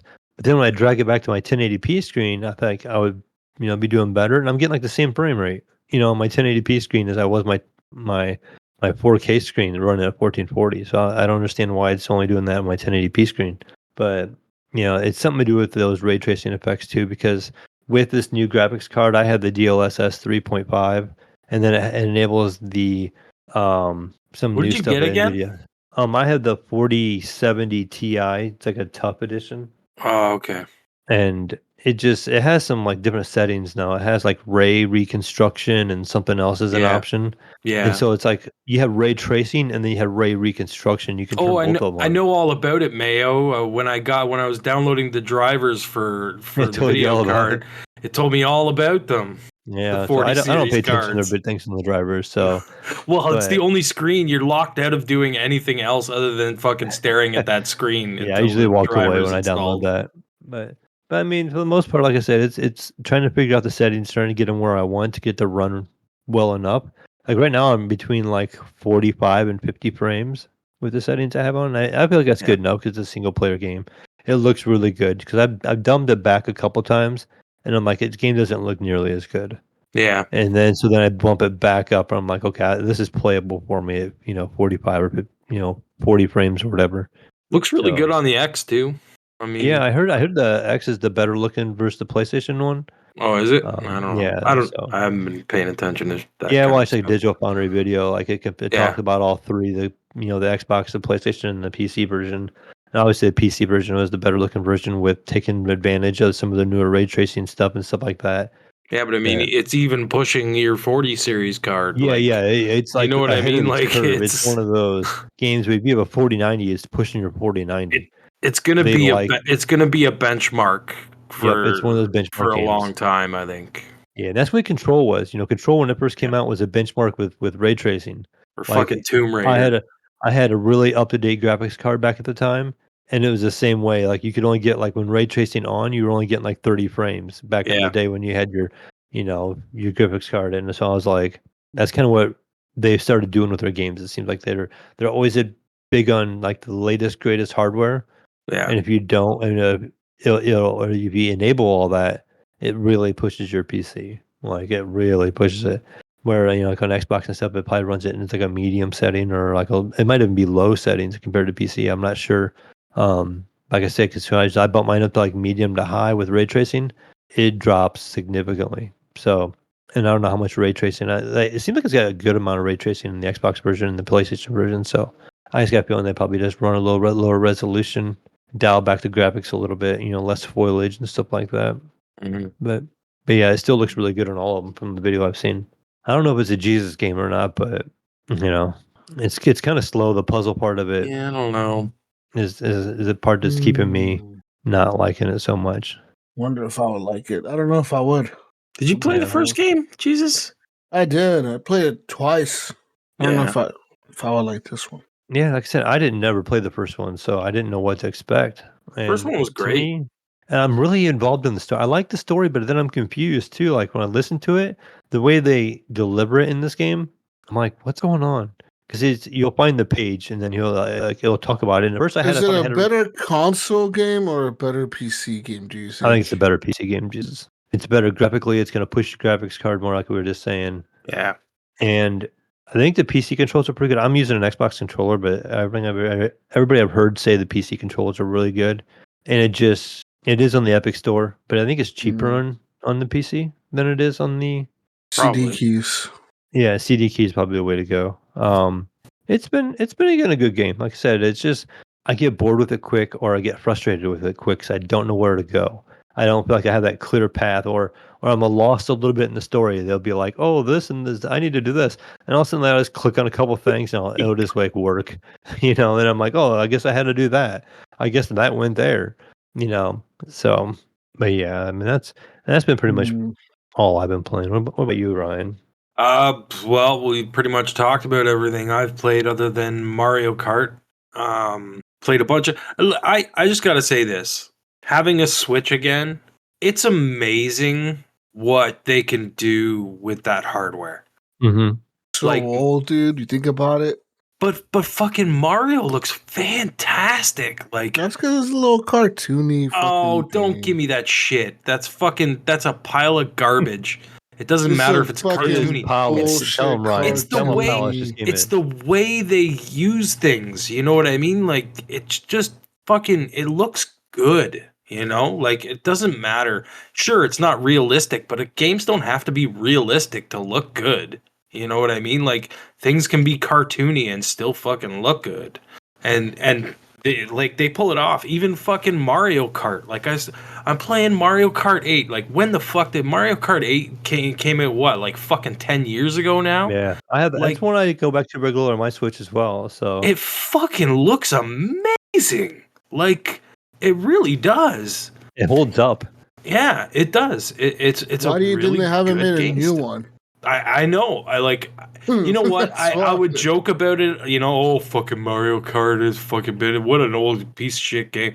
I started playing it and I'm like, holy fuck! Just the little touches, like the way things look, the tracks, like everything looks fucking good. Like You have like the extra tracks. I do not. Where they did that whole no. I DLC, just like have you the get. regular And ones. that's what's Yeah, kind of weird to Jesus too. It's like they did like a. It's like a. Like you have regular Mario now, Mario 8, and then they have all these Mhm. tracks now. You can buy this like classic tracks and stuff, and they come out in packs, and there's like seasons with them. There's like 4 or 5 packs now, I think. yeah. I do not own any of them, but I hear they're really good. And there's some classic ones in there and stuff like that, and they've been supporting it that way. Like the game Yeah. is still getting support. Like I want to say People will like a buy the couple months ago expansions when was they come out. I the think most recent the expansion. either the one that's coming out or the one that just came out is the last one, though. Apparently, Yeah, then they're done. so there's a good chunk of them. And I've even looked at that before, and I don't really see it around anymore in the stores. Remember when they had like what was it like last year when they had that home circuit Mario Kart where like it had the little RC car. Yeah, And it had the camera on it, and you can kind of see what that looked kind of cool. There, at least to mess around, but it was too expensive. It was very yeah, it's so pricey. expensive. I think you might be able to find that cheaper now. Maybe, but Maybe if you that can was even more find it. gimmicky than anything. I think it'd be cool for somebody like Olivia, which she would Yeah, like it. yeah. Because you would If set I the had track enough up, room and here then to build a track, then yeah, that would be yeah, fucking awesome. But like she would, somebody that's like the that would thing. enjoy that. But like, good old Mario Kart's Mario Kart though. It's good stuff. I wonder how well they handle off road. Probably not well. Like if you could take them outside and use them. Yeah, probably not. I bet you the sun would be bad too. Would probably fuck with the sensors and whatnot. But give it to Nintendo of always trying new stuff, though. You had Labo. They had their little Yeah. cardboard kits and everything, and hmm always trying stuff. Anyways, other than that, I don't think I've been playing anything else. I'm trying to think.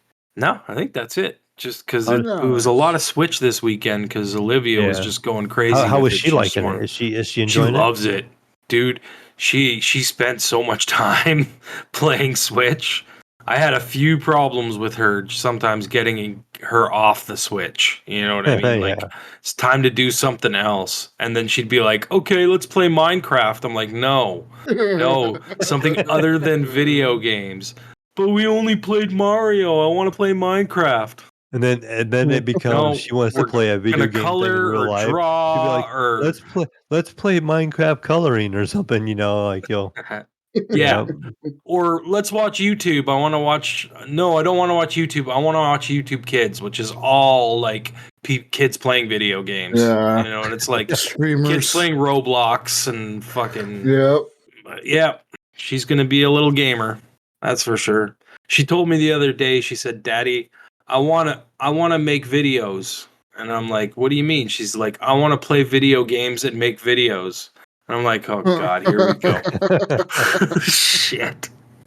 Because she wants to be like those little kids on YouTube streaming Roblox. You know what I mean? And I'm like, fuck. Yeah, it's common too because I remember a guy I work with. He built a little PC for his daughter, and she was playing Fortnite.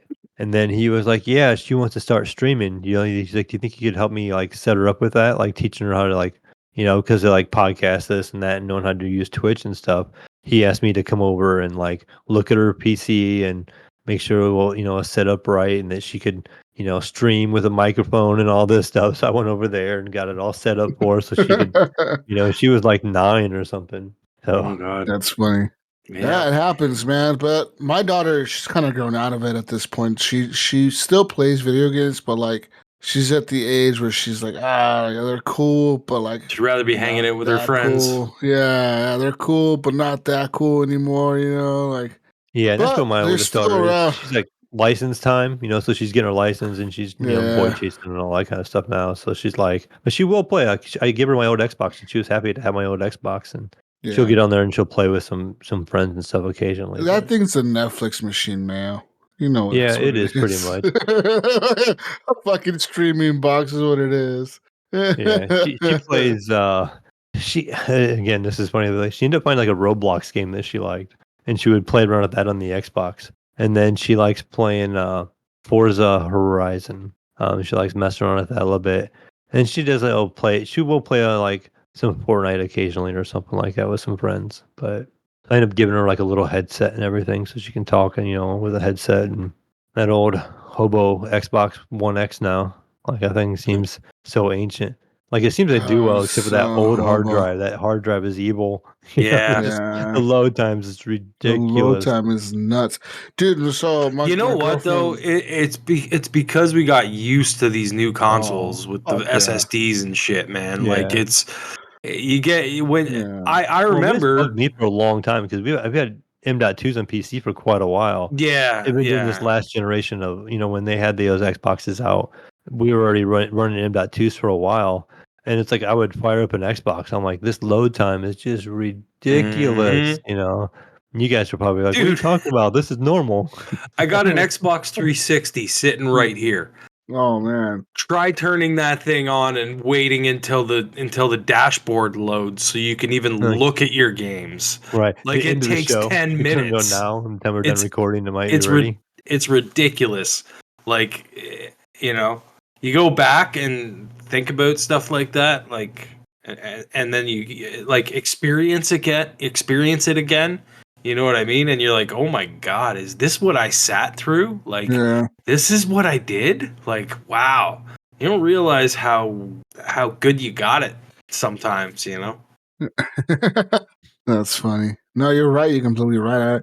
I watched my girlfriend's kid. She plays a Fortnite, and she plays that thing on an Xbox, an Xbox One, like the Xbox One S or The whatever. VCR? No, not the VCR. The S, the slimmer version or whatever. But that thing literally, Fortnite takes 5 minutes to boot up. It literally does. Mm-hmm. It launches the game, and it says like loading, and it'll just like be like a 5 minute wait. I'm like, you wait through this every fucking time you play this? She was like, yeah. I'm like, how do you wait through this? Like, how the fuck do you have the patience for this? I would fucking go nuts. Yep. But I gotta give it up to Fortnite. That game still looks pretty okay on that console. I'm like, that's crazy. Now like it's popular right yeah, now it looks because amazing this new now. update, with it looking good now with that new Unreal 5, and now my boy was all excited. He used to play it a lot, and then he got away from it and this and that. Well, they But now broke it's a like an record or old some school. shit, right? Yeah, so they went back old school. They went all the way back to like season like 4 or something. And my son, he's like, "This is like the height of Xbox." He was like, or not Xbox, but Fortnite. He was like, Fortnite. "This is when it was at its best." And he's like, Yeah. "When it was most Isn't that the competitive." original map or whatever? Like, Yeah, it's and the it was like, original map. and it played like the old style, but it's like Yeah. with a newer graphic, and it's back at it. Because she He's was like, asking he's me, she loving was it. like, because she was playing it yesterday, and she was asking me, she was like, why does it look so different? What's up with this map? I'm like, that's the original map of Fortnite, right? She was like, no. I'm like, yeah. I'm like, you weren't playing this when Fortnite first came out because she was too little back then. She didn't Right. play it back then. Yeah. And I'm like, that's crazy to think. Like, there's kids playing Fortnite now that never played the original map. I'm like, that's fucking. I even told her, I'm like, I remember when Fortnite was not even like this. Fortnite was like completely different fucking Save game. the world. Yeah, it wasn't even. It wasn't even like a fucking battle royale thing at all. It was like something When else. we all bought it, right? We all bought into the PUBG. Fortnite hype train. What a And it smart turned move into by a Epic completely different too. game. To do Just this steal with it because PUBG. it seemed like it was starting to die out. Like you didn't really hear about it as much. I feel like less streamers are playing it and stuff like that. And then they turn around and bring it back, and all these people were kind of started to grow away from it a little bit.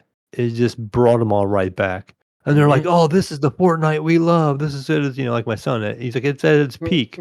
Was it So like they're all back into it. 44 million people concurrent players or some shit like that the other day? Yeah, it's Nuts. ridiculous. It's insane, man. Now they have that's the new crazy. kids and the old kids playing. Yeah. You know how many players how many games wish they had that many players? The only other game that I could think that has that many players at any given time or anything would be like Call of Duty maybe, or like World of Warcraft or some shit, or like they have that many people trying to queue up to play a game. Millions of people trying to queue up at once to play a game, you know?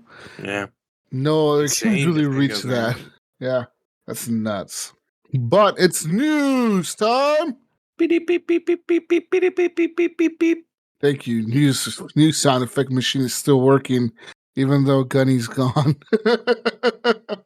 All right, let's get into some It's the original news man. sound machine. Modern Warfare 3 players are not happy with the short campaign. Uh-oh. Uh-oh. Is that why IGN gave it a 4? Maybe. No, I think it's something else besides that.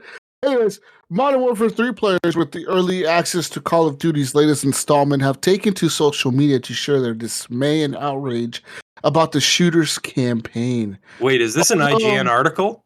No. Although the first-person shooter doesn't formally release until November 10th, some players who pre-ordered the digital editions can play the campaign early via early access.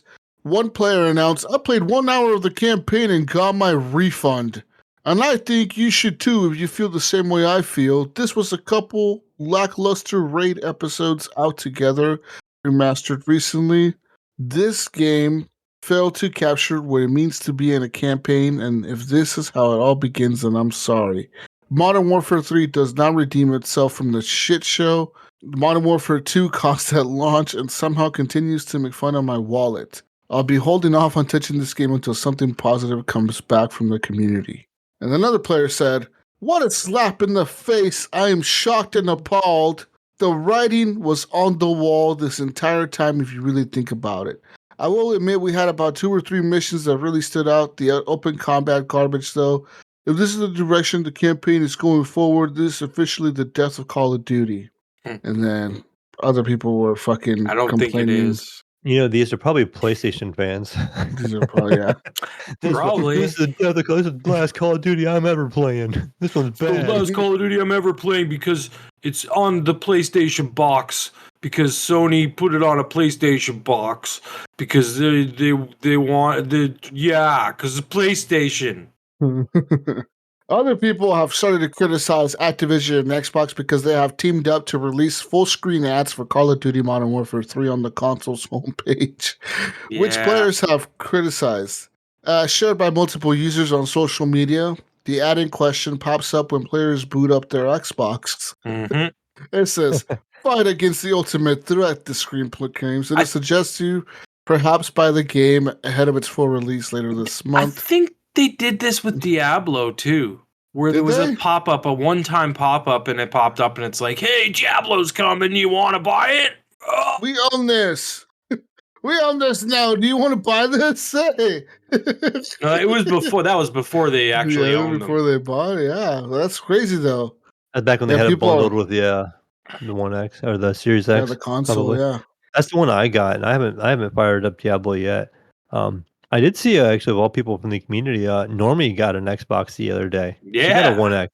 Wow, she got a Series X. Or a Series X. I keep calling it the One X. She got a Series X with Diablo. She was asking me about if she could cross play with other people in Diablo. I'm like, yeah, you can. Yeah.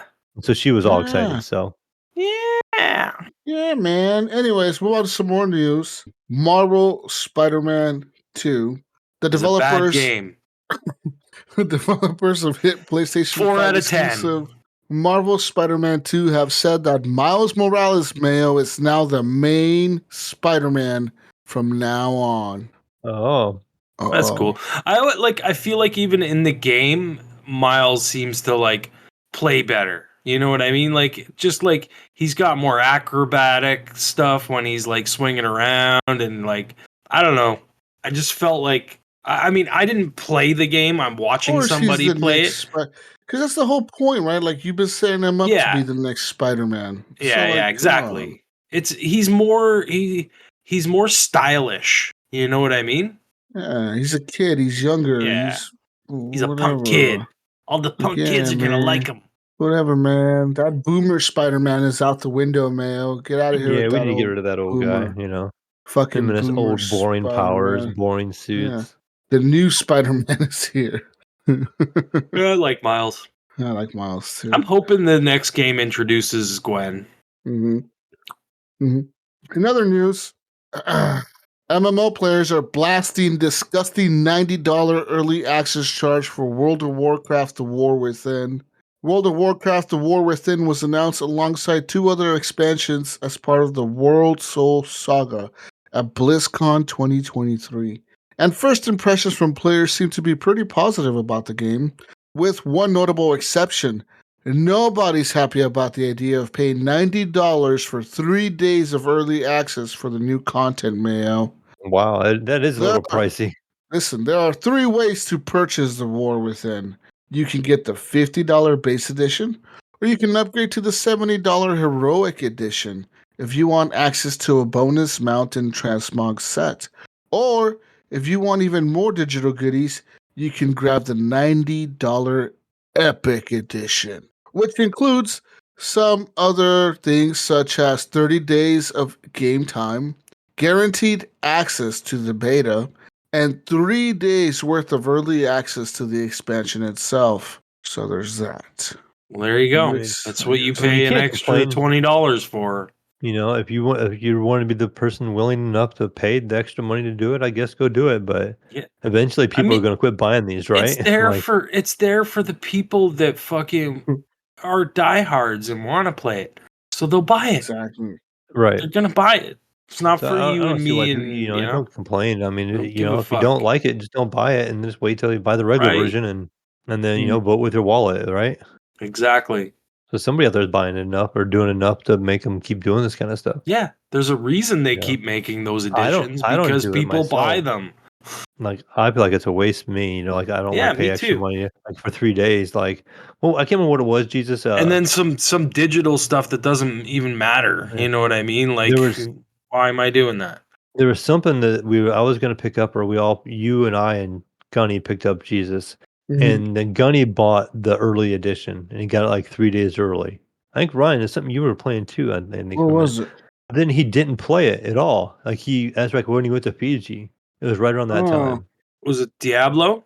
It might have been maybe. Diablo. It was something, but he Oh paid no. extra. I bought the early edition of Diablo, and I Okay, paid it for wasn't that then. the $140 edition or whatever the fuck it was to God get to damn. play it early. And then he couldn't play it early because it didn't work through Game Share, I think. Right. Yeah, there was something that he bought and played early, and it was like 2 days early or 3 days early, and then he didn't even play it. He, like, launched it once, and then Or no. He could play it. Never mind. That's right. He did get to play that early. yeah. I think that is what you're talking about. Maybe it was because there was something he did not play much at all, like, it was early, and I thought he paid extra for it, and then I was like, "Oh, that's kind of, okay." And then he didn't play it at all, you Yeah. know? It happens. Yeah, it happens. That's why I don't do it, though, because I'm so hectic on what I'm playing or outside the gaming life sometimes. It's Yeah. like, "Oh, I don't know what I'm doing this next 3 days, so if I don't wanna commit that extra $30 right now." Well, and even when I bought Diablo to get the early edition, I ended up I got it on Friday. Well, I get Olivia on Friday. And I was like, "Oh, well, I'll play it after she goes to bed." But that weekend in particular, after she had gone to bed, like I was just fucking dead. I'm like, I don't want to play anything right now. I want to fucking fall asleep. You know what I mean? So I didn't even end up really playing that much of it early. In other shame. news, Yeah. Keep going. PlayStation is now announcing the termination of Twitter support starting November 13th. Good. Beginning November 13th, Sony PlayStation has announced that PSN users will no longer be able to share media directly to their Link X accounts. So Xbox did this earlier this year. Yeah. Now PlayStation is doing it. It's something to do with fucking. Obviously, fucking Elon wants them to pay him to fucking do it or some shit like that, and they're like, "No, fuck you." What the fuck, dude? He's so fucking. Like, how did you take the biggest fucking social media network in the fucking world and destroy it? Like, completely fucking destroy it. I don't use it anyway, so. In other news, City Skylines 2 developer says they will not release any paid DLC mail until performance is fixed to their standards. That's good. City Skylines 2 studio Colosso Order has pledged to not release any paid DLC for its city-building sequel until its heavily criticized performance issues have been fixed to our standards, according to them. Performance concerns have, of course, dogged City Skylines 2 even before its release, with Colossal Order and publisher Paradox Interactive taking the unprecedented step of warning potential buyers that they had not achieved the benchmark they targeted prior to their launch, but that they're going to go ahead and release it anyways because releasing it now is the best way forward. And the week since launch, Colossal Order has continued to chip away at City Skylines 2 performance issues and bugs, and it's now followed up last week's patch with the new blog detailing some of the changes to come. So they're going to focus on constructive criticism and avoid attacking fellow fans after reactions to the recent removal of an offensive in-game radio advertisement. A skit focused on the fictional Spasm Electronics. So there's that. They're also facing a bunch of bugs in the game with like just performance, how the game runs, etc. In other news, Doritos, Mayo, the famous chip maker Doritos, have listened. They are now they have released a new AI-powered crunch cancellation technology for gamers. What? If you're a PC gamer and you like eating chips like Doritos while gaming and you use your microphone while gaming, you can download this AI-powered crunch cancellation tech that will it will mute out, okay, it will silence out your chip eating. While you're eating chips, Mayo, I will not hear the stupid crunch of Mayo eating Doritos as we're trying to play Battlefield or Call of Duty next week. That's a good thing, but all I gotta say is this is just a way for Doritos to collect people's fucking information. Okay. This crunch cancellation software acts as a simple microphone filter with users able to activate a button that should sort out any munching noises they make while in the thick of a multiplayer battle. The tool was built. Here. I wish I had some Doritos right now. With help from Smooth Technology, a Brooklyn-based creative engineering and design studio, and spearheaded by Doritos UK arm. To download the feature, consumers must submit their name and email address to a website, and then you download it. It's free, man. So you just give them an email and a name. Hey, Jesus. Mm-hmm.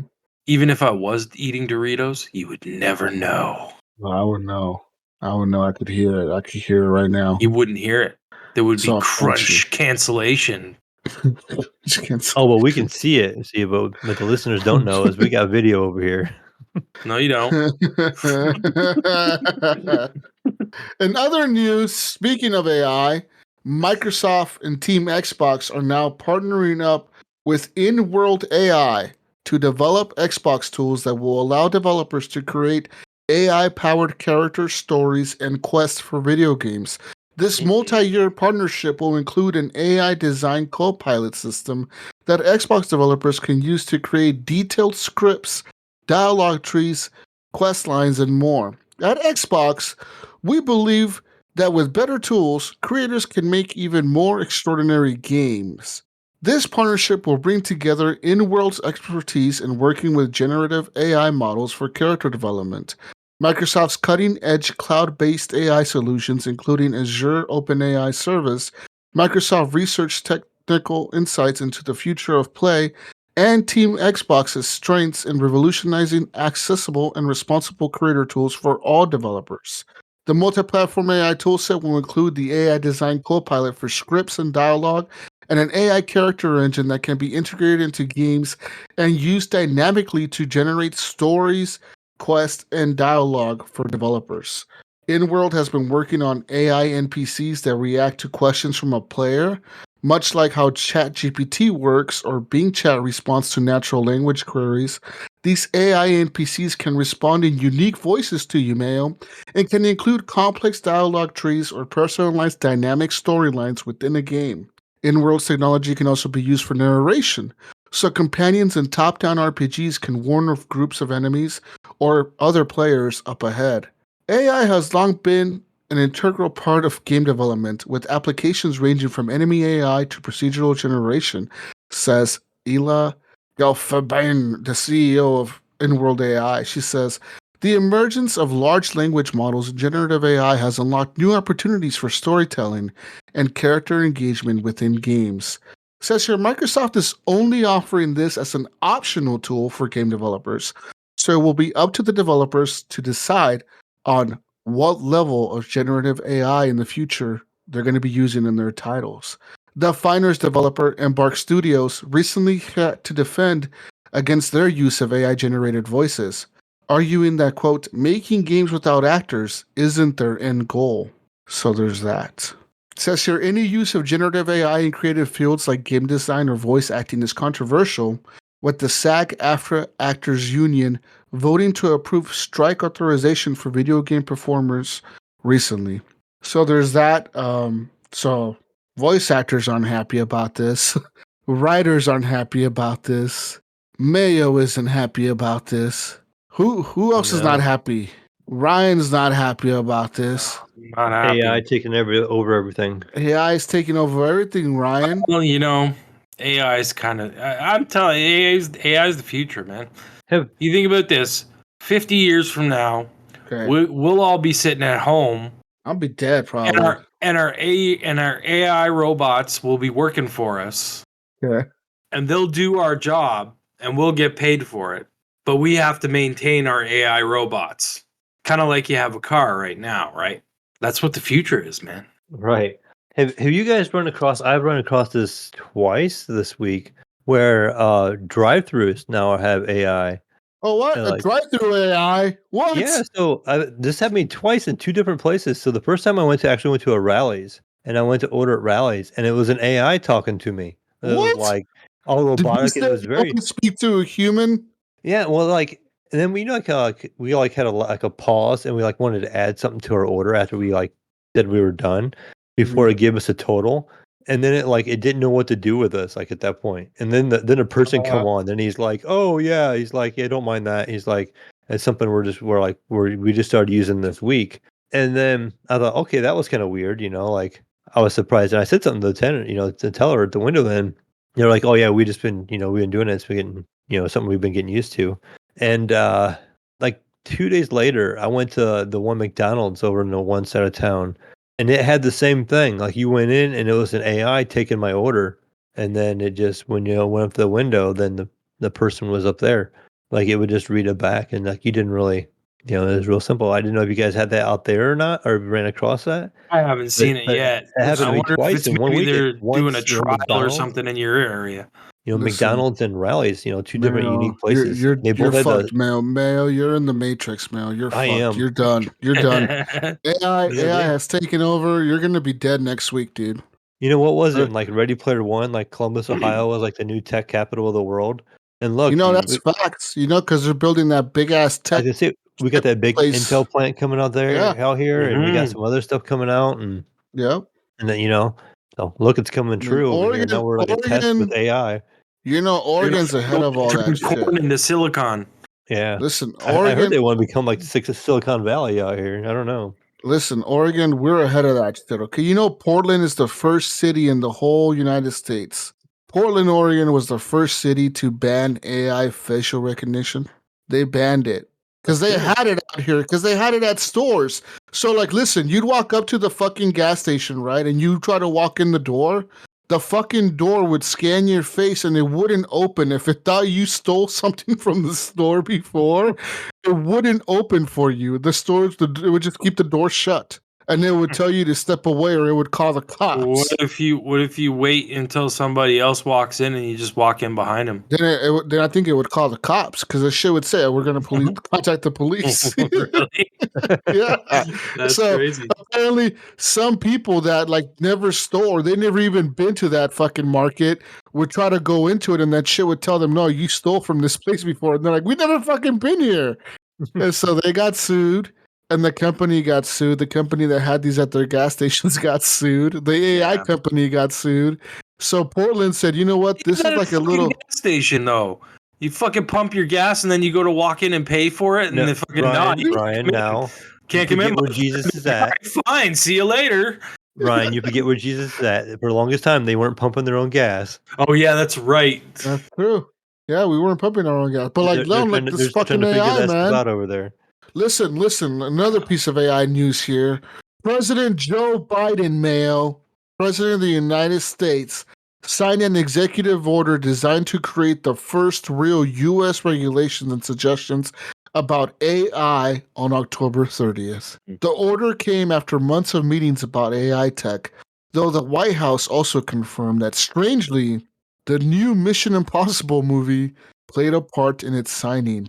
As reported by the Associated Press, after signing the first comprehensive executive order governing AI technology on October 30th, the White House talked about how this came to be, mentioning long meetings with advisors and experts, but they also apparently Joe Biden watched Mission Impossible Dead Reckoning Part 1 at Camp David and became more worried than ever. In the film, Mayo, hey, listen, in the film, a powerful and dangerous sentient AI known as the Entity country. He goes, okay, listen, the AI known as the Entity goes rogue and destroys a submarine, Mayo, okay, killing the crew in the process. The rest of the movie features the AI enemy using cloned voices and other tech trickery to cause all sorts of problems for our hero, Tom Cruise. Okay, listen, man. Listen, Joe Biden watched this and he's like, no, fuck this. We got to pass a law right now. We can't have this happen. Okay, listen, we got to pass a law right now, guys. I just watched this movie about crazy fucking AI. We got to pass a law. See, he's ahead of the game here, man. He's ahead. Jesus. Yeah. You missed a story, man. I know. And I'm getting to it. Don't worry. I'm saving the best for last year. I'm letting you know about how our president is worried about AI. Don't let Biden watch was it like Fast X or something like that? He's gonna be like, "Oh, we need to stop this putting wings on cars kind of thing." You know, we cannot have cars going in outer space. We can't have cars that fucking launch themselves into space. Yeah, we got to stop these fucking guys. Compromise our security over here. We start getting flying cars. Oh fuck! Oh shit! Please don't let Joe Biden watch any more movies. Don't let him watch the Terminator, bro. He's gonna be freaking the fuck out. Holy shit! Holy shit! We're making these robots. They're fucking gonna kill us. Somebody get me the football. Yeah. Somebody give me the code right now. Give me the fucking codes. We're gonna nuke this fucking AI right now. Okay, we're gonna take him out. Gonna take out Ohio with their fucking AI drive-thrus. Yeah, take that fucking place out. Oh shit. In other news. Okay. Wobbly Life. Okay. The game. I might have heard about this game before. Maybe. 1 million sales and 0 marketing. That's right.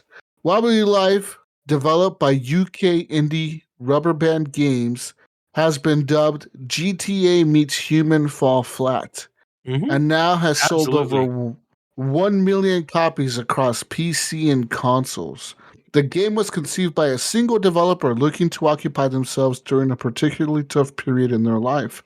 I've been making games since I was 13 and created a few terrible Google Play apps that never saw the light of day. Rubber Band Games director Tom Dunn told GameIndustry.biz. Before starting my studio, I studied computer science for games at university and did a year-long placement as an intern programmer. After finishing that internship, my mental health was low, so I decided to learn how to network in video game and, more specifically, how to network physics in a video game. And that was the start of Wobbly Life. My main objective was to keep myself occupied with things I loved, so I spent several months on the physics simulation. This is when I first started talking to our level designer and 3D modeler, Mark Sutter. And many months later, I invited my friend from university, Will Robinson, to join the development team. After struggling for half a year to get an audio designer, Alex Green joined us, and that's the team of 4 we have today. The 4 put out the game themselves via early access and quickly found an audience, all without any marketing or any publishing support. They said our focus was to make a game we wanted to play. We didn't worry about marketing the game. Throughout development, we gathered a small community by creating a Discord page where players could follow and ask us questions, which we still maintain to today. Once the game was released, we started getting some YouTube influencers playing the game, which over time has massively helped build the community. We have always wanted to ensure that the game is worth its price, and therefore we're constantly adding new content to it. 3 years in, and Wobbly Life is still in early access and continues to get frequent updates and expansions. The game has had 1.7 billion views on YouTube and has attracted the attention of various publishers who have been eager to take the game even further. One such publisher was Curve, the very same company that handled the publishing duties of the first Human Fall Flat, including the release of it into different markets. Curve lost out on the publishing rights to Human Fall Flat 2 to Devolver Digital, which may have paved the way for its relationship with Wobbly Life. Curve wouldn't be drawn on that, with Chairman Stuart Disney only going as far as to say the company will be bringing the global publishing skills, which we learned from selling over 45 million units so far of Human Fall Flat. But there's that. It says here they're going to, I guess Curve is the new publisher of the game. They made a deal with him, and they're going to be planning to launch the game around the world. That's good. It's good for them, man. Like like you just heard, they were a little fucking tiny team that just made a game for the sake of making a game, and it's actually really good. Like as stupid as it is, it's fun. You know what I mean? Like it's just pure stupidity. You know what I mean? Like you just go out and have fun. You know, do whatever you want, and you'll just randomly run into stupid things that you can do. You know, like there's no even real direction in the game. Like it's just kind of like you just kind of find things, and you're like, oh, this is cool, and then sometimes it's really difficult to figure out what the hell you're supposed to do. You know, like without looking it up. But the game's really creative, and it's always changing. Like they were saying, there's been a lot of updates for it. You know, through the years, there's still a spaceship that says "coming soon" on it, and you can't get into it. And I'm waiting for them to actually send us to the moon or some shit like that, because I think that's what they're gonna do. Or maybe they'll send us to another universe. On PC, there's a modding community which has been really good too. It's not on the console version, but on the PC version, you know, the people make their own levels and stuff, and I don't know, man. It's a fun game. It's a fun game, especially if you got kids.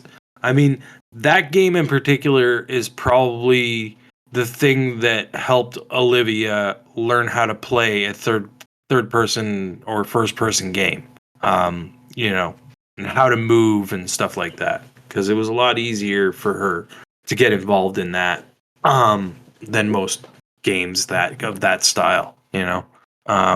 Yeah, so Wobbly Life, guys, 1 million, good for them. Congratulations. That's awesome that they've got a new publisher. Hopefully they can get their game out to more people now. I know it's only Xbox and PC. It's not on PlayStation as far as I know.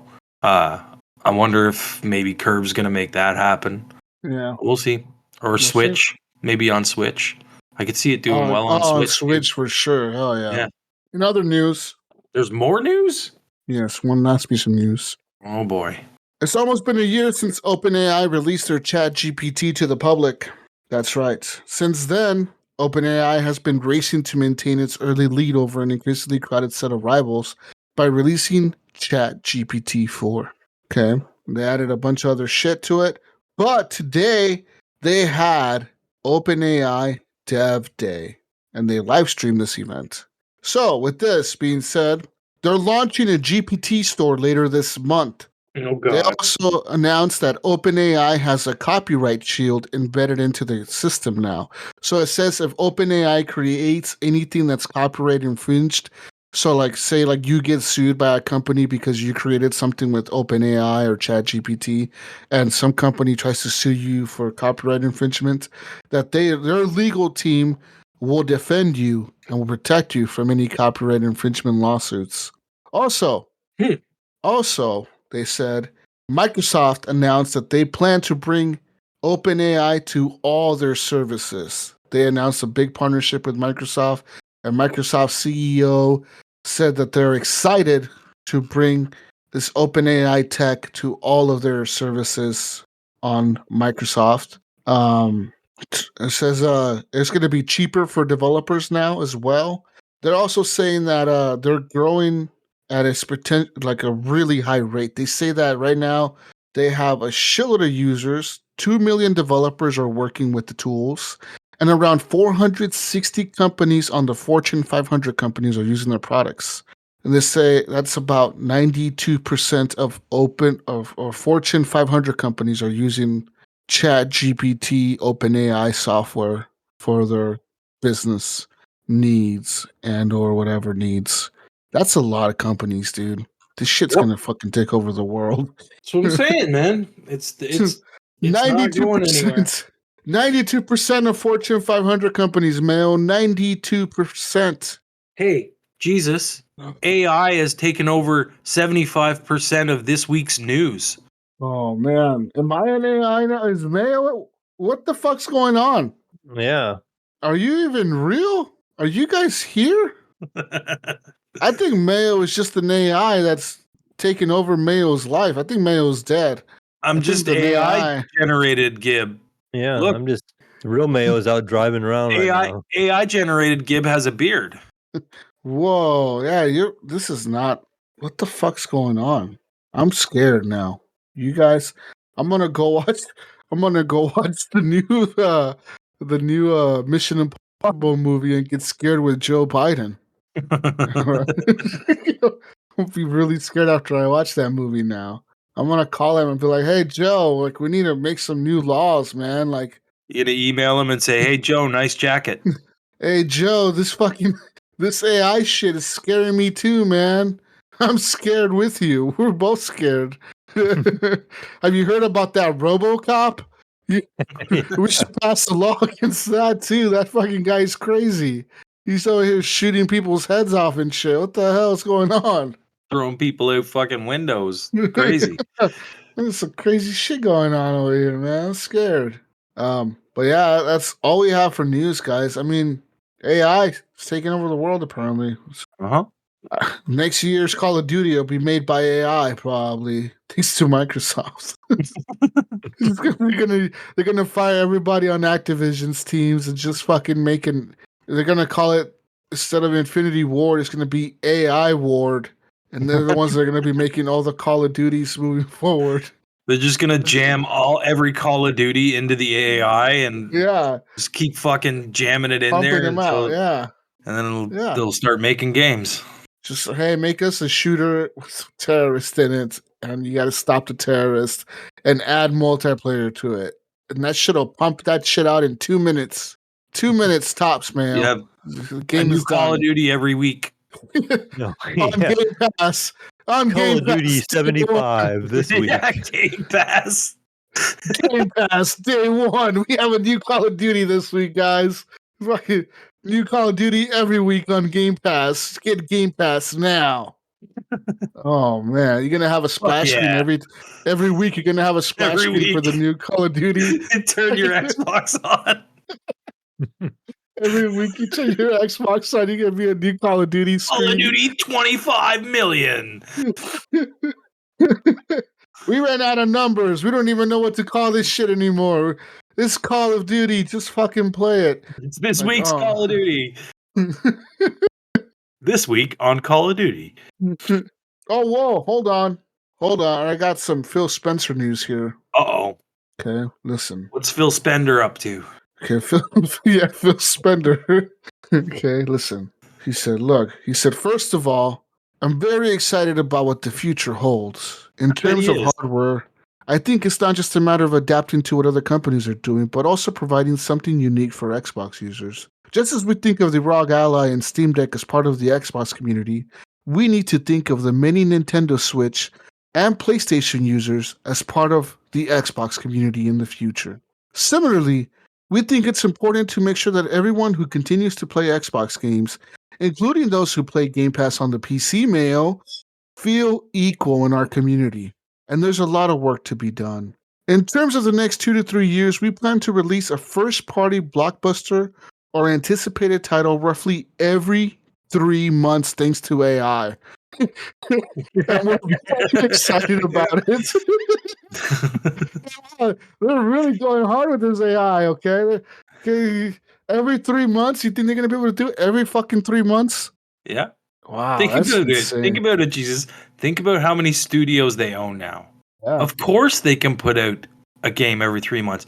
If they wanted to, if they got their shit together and got everything in order, they could put out a fucking game every month. You're right. They own so many things now, huh? Yeah. Like so many things. Like he's talking blockbuster games. He's talking like Fallout fucking 6 and shit, man. Okay, he ain't talking no little bullshit fucking wobbly life. Okay, he's talking motherfucking Fallout, Fable, Gears of War, Halo, Call of Duty, Spyro. What else is Activision own? Diablo. No Redfalls. Crash. No more Redfalls. They're canceling those. They're gonna make the AI do those. Dishonored. Those AI made games. Yeah, like that's crazy, dude. You're right. They could do every 3 months. Holy fuck. They could do every month if they put shit together properly. Yeah. They have enough studios. They just got to get it all lined up so that they can release them like that. And like they could fucking do it. But you know, every 3 months I think is a good cadence. That's a good start. You know? Yeah, it would be hard though. Can you imagine though trying to like do something every month because you're gonna have games that get delayed. You know, then you're gonna start. You would have crunch. You would have games getting rushed out. Yeah, because you want them every month. You know what I mean? Instead of just staying and waiting and baking a little longer. I'm not saying they're going to do that. I'm saying they could do that. You know what I mean? Like they could if they were able to fucking line things up properly to make them work. They could do that easily. You know? Yeah, definitely. And they would have still another set of studios to release a game every month the next year. You know what I mean? Like IP or something, yeah. Yeah, exactly. They could use the AI. The AI is gonna maybe they just need to like put their scheduling into an AI and then the AI can spit out the scheduling for them and then they can get it all figured out. And then the AI is going to be like, you know what, Phil, just fire everybody. Just use me and I'll make all your games. These fucking guys are idiots. Why did you spend $75 billion? You could have just used me and I'll make a next Call of Duty. Like, what the fuck is this shit? Wow, they spent the $70 billion to fucking own all of it so that they could use the AI to make it in the future. Oh man, it's crazy, Mel. Mel, listen, Mel, I want you to stay safe out there with the crazy AI drive-thrus. Okay, I'm gonna record it for you one of these times, Jesus. I'm gonna go back to the same one and I'll record it. I'll let you hear it. I want you to go boomer and start yelling at it like you want to speak to a human. Well, it does. Like I said right away, and I just had to put up an article while you guys were talking there, and I was reading about it, and it says what they're doing. They're having people like listen in on it, and so like the tenant is like listening it in to make sure it's not like screwing up. It's not like cussing the customer out. The best. If you could fight with the AI, get all mad at you, like start asking hey, questions. You don't need another Big Mac. Fatty, you don't need another Big Mac, you fat ass. How many Big Macs do you want? You want a Diet Coke with that shit? What do you mean a Diet Coke? You just ordered a large. He'd be like, no, I want a Coke. He'd be like, no, I think you need a Diet Coke. I recommend you the salad, and I'm going to give that to you. It's like you ask for a Diet Coke, and it's like, no, fuck you. You eating all this shit. You might as well have a full Coke, motherfucker. You have regular Coke. It starts fucking cussing you out, fighting with you. That'd be awesome, dude. Diet Coke for. Oh man, that'd be awesome. 10,000 calories of McDonald's, but having a Diet Coke. Oh fuck! I can't wait to see the videos of the AI drive-thrus getting mad at people. Hurry the fuck up and order, you son of a bitch! We're on a time limit. We got a timer going here. Hurry the fuck up and order, Mayo. Mayo sitting there. I actually got a gripe to pick with fucking McDonald's. Oh whoa! Fuck the goddamn drive-thru. Like, fuck you. Every time I go to the goddamn drive-thru, I go in there, I place my order, I wait in line, I drive around to the goddamn window, and the lady goes, Your food's not ready yet. Can you go park over there? We'll bring it out to you. Oh, I'm in a drive-through, motherfucker. Give me my goddamn food. I'm at the window. How do you not have my food ready by the time I get to the goddamn window? do you order like weird shit, like random weird stuff? Fucking regular everyday shit. A fucking chicken nugget Happy Meal and a fucking quarter pounder. Like, well, it's because the quarter pounders they have to cook them now, like fresh, like fresh. Like all the other stuff, they stage all the other stuff, Ryan. But the quarter pounder, they have to actually make it as if you order it, I think. Oh, is that what it is? It's the quarter pounder? That's what it is. Yeah, no, it's the quarter pounder. The nuggets are done. They'll give you the Happy Meal. It's usually you're wrong, Jesus. It's usually the fucking nuggets that are the problem. Really? Yeah, because the chicken takes longer to cook. Hey, they never have them ready. I'll give you this though. I have happened to run across the first today. I've never had this happen before in any fast food place I've gone to. Girlfriend and I stopped at Rally's on the way home from dropping my son off. She wanted Rally's. She's never had it, right? And she's been craving it. Cause I stopped a couple of days ago and I got a burger and she didn't get one. With the AI? Yes, with the AI, right? Okay. So we went. This was a different one. So this one did not have the AI tonight, right? We order and we bring our sandwiches back here to the apartment to eat. And she goes to get ready to get her sandwich and she opened. There was no burger in the sandwich. Oh no! We forgot the burger. It was an A1 steak sauce burger, and it had A1 sauce in it. And they put everything on it, but the patty. And there was no patty in there. She was like, "What the hell?" They thought she was a vegetarian or something. Yeah. So yeah, they gave her no like patty in there, and so we like double checked as we were driving away to make sure we had everything. And we were like, "Yeah, we've got everything." So we drove all the way back to the place here and that sucks. Got our food out. So luckily I had it was like it's called like a double. So I had like two patties on it. And so I just gave her one of my patties and made it a single and then gave her that. But it was just like, are you kidding? I've never seen a restaurant like forget to put the hamburger patty. Yeah, that's weird. That's weird. In the burger. There's probably a fucking AI cook. It probably was. Yeah, they didn't have AI. You don't need no fucking burger. That's some lettuce, tomato. The AI robot messed up in the back, dude. See, if Joe Biden was in Ohio, he'd be out there passing laws and shit, banning that fucking shit. Nah, okay? He'd be too busy watching movies. He's so hey, Ryan, I think if you had AI at your McDonald's, President Bean all scared at his house, freaking out about it. Just freaking the fuck out, scared as fuck. Talking to his Secret Service. Can you guys tuck me in? I'm scared. Can I sleep with you guys tonight? I'm scared. Can you turn on my nightlight? I don't want to be in the dark. And then he goes, "Hey Google, turn on my nightlight."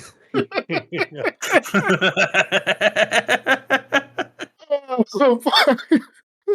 Can you guys sleep with me tonight? I'm scared. Hey Alexa, play me a story.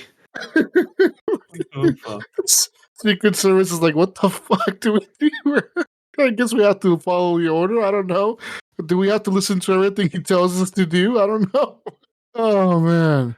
Listen, Mel, but stay safe, man. All right? This is no bullshit. That AI is over there taking people's jobs and stuff. That's not cool, man. That's not cool. Your job. Hey, listen, it's coming to Canada next. Yeah. Okay. The AI a lot of that though. Like other things too. I've been running across too. Just less workers. Like there was a gas station we were at in Arizona when we were traveling there. We stopped and it was self checkout. They had one person at the counter and everything was self checkout off to the side. Like there was like 4 stations and you just scan the stuff yourself, just like a grocery store. Yeah. And then whoa, what the hell is he doing there then? The one person was there just to make sure like people make sure you're not fucking walking out the door, pump or making sure you weren't walking out the door. Yeah. What the fuck? Like maybe I guess he hands you the cigarettes if you buy cigarettes. Or whatever. There was probably stuff behind the counter, but they were manning the pumps too, like activating the pumps and stuff like that for the ones that weren't prepaying outside. But yeah, like we got our drinks and we got some snacks and stuff like that, and we just had self checkout, and so you just went to the side and it's like fucking Walmart here now. A lot less employees, or a lot less employees anymore. It seems like. Dude, Walmart sucks. I hate going to Walmart. Everything's self checkout. The one lane is like always backed up, and they always have like the oldest person working there. Like the oldest person is working the cash. They don't even know what to do half the time. And then they got the nerve to fucking ask to look at my goddamn receipt when I'm walking out the door. No, fuck you. Yeah. That's what I say to them. No, you know what? Screw you. You don't need to look at my receipt. Yeah, that's annoying too. They stop you. Oh, that's so, yeah. You're right. I hate that shit. It's annoying. It's like, you don't want me to steal from your store? Then do your fucking job. Have you seen that new thing that Amazon has where you pay with your palm? No. What? So listen, you go to like they have it here in Oregon. You go to like a Whole Foods or whatever, the shit that Amazon owns, right? And you can like you can scan your hand, like the palm of your hand, you scan it, and it'll link your Amazon account to it. So when you go to pay, you just scan your hand and it automatically like charges you for everything you bought. Like it knows what you put in your cart, and as you're walking out, you just scan your fucking hand and the shit you pay with your hand. It's pretty trippy, dude. Like you don't have to use a credit card or your phone or nothing. It just scans your fucking hand, and like it scans the veins inside your hand, so it knows like it's you, and then it just fucking scans your hand, and it's like, oh, it's you. Scans your Boom. Fucking palm print. I don't know, man. It scans something. No, they say they use like a infrared to scan like your veins and shit inside too. They're getting fingerprints, palm prints, veins. They're getting all your info. Just fucking sucking up all that information. Oh yeah, give it all information for the AI. Yep. Oh Feed man. it to the AI. Listen, at least the our president. will munch down on it. Listen, at least our president is doing something about it, Ryan. What's your prime minister doing, huh? Are they passing anti-AI laws up there? I don't know. Biden's probably calling him up there. He's like, "Hey, you ought to come over and watch this movie with me." Hey man, I watched this new movie, this Tom Cruise movie about this fucking AI. This man, they're coming to Canada too, man. You gotta see it. Listen, it's gonna be like that video game Detroit Become Human, where Canada is the safe place for the AI. That's right. They can run away to Canada because in Canada they could be free, but in the U.S. they can't. Oh man, it's coming true. It's all happening. Oh fuck, it's happening. Good thing you and I are close to Canada, huh? Yeah, we could run away. Oh man, scary stuff. Anyways, that's all I have for news. It's no more news. All the news is done, Ryan. It's all done. Beep, beep, beep. News done. News done. Huh? I don't have anything else left. Console Corner. I know PlayStation announced their new games for November. Well, yeah. What are they? I haven't looked. They're still doing that? Yeah, they do good ones, Ryan. They last month they did Callisto Protocol. Callisto Protocol was the big one last month. So this month they're doing Mafia. They're doing Mafia. Mafia 2 Definitive Edition, Aliens Fire Team Elite for the PS4 and the PS5, and Dragon Ball The Breakers for the PS4. Xbox just gave away a bunch of Dragon Ball games for like a week. This is for like as long as you have PS Plus, I guess. Yeah, no, but this was just to anybody on Xbox. Oh, nice. There's Dragon Ball games, and then there was the Hotline Miami games for some reason were coming up free for some people on Xbox. Also, Sony Pictures Core is a benefit for PS Plus members. Says here, we're pleased to see strong engagements for Sony Pictures Core since launching earlier this month in October. On PS5 and PS4 consoles, Sony's Pictures Core provides access for players to buy or rent up to 2,000 movies straight from their console. And as a PS Plus member, Mayo, you get an additional benefit starting November 1st as part of their launch promotion. PlayStation Plus members receive a 15% discount on all content available for purchase and rental in the Sony Pictures Core during the month of November. Also, they're going to be premiering a new mind-bending interactive streaming series, Silent Hill Ascension, which made its debut on October 31st. Have you heard about that? Have you heard about that? Oh God. I haven't. What is it? Interactive? You have to pay money. You have to pay fucking money to interact. There's ways you can earn your influence points that you spend, but the easiest way to earn influence points are to buy them. using real money to purchase them, and then you can influence the show. Yeah, it's stupid. It's a big fucking money grab from Konami, and it's the dumbest thing I've ever seen. It's gonna fail. What the fuck is this shit? It says here, Sony was involved in it. yeah. It's It not says surprising. here, what the fuck? It has a season pass for $20. Yeah, it has a season pass, and all you get is cosmetics for a character that just sits on the screen. Like Says here it's not in spans the game or anything. It's just like your avatar. It's so stupid. It's so dumb. 6 months of content. That 6-month window includes They release a new 16-week playthrough of the interactive series and Uh-huh. replay new game plus replay styles. So Founders pack. you watch the episode and then you use your influence points to vote on what you want to happen in the next episode, or what you want the outcome of certain things in the show to be. You use your points to vote, and then whatever gets the most votes is what happens the next week. Is it based on the entire community or just your votes? No, the entire community. What the fuck? That's so weird. Why would is And this like the future? They release week to week. They would like it to be, because it would fucking it would like we're gonna pay so much money out of people. It's fucking, if anyone that does it is stupid. You're paying for, I don't understand why people pay for things that should be free. are so fucking like stupid. You know what I mean? Like, you're paying for to make a choice. Like, when I was a kid, I read a fucking choose your own adventure book, and I didn't have to pay to go to page 82 to find out what the fuck happened. You know what I mean? Like, you already paid for the fucking book. What if the next game that they release from that company, that one that makes like a Heavy Rain and Detroit Become Human and shit, what if the next game they release, you have to pay for the choices? Hey, Mayo, you get 2 free choices, and then you have to pay for the rest of the These good choices, these good choices, they're $10 each. Yeah, you want to make this choice? You want the good ending? You got to pay for every good choice. You want to make the choices? You got to buy the season pass. Oh man! And you got to pay us $90 for early access on top of it. For 1 day early. 1 day early. One day early access to the choices that we make in the game. Oh man, that sounds weird. I never even heard of this Silent Hill shit. Why the fuck are they doing that?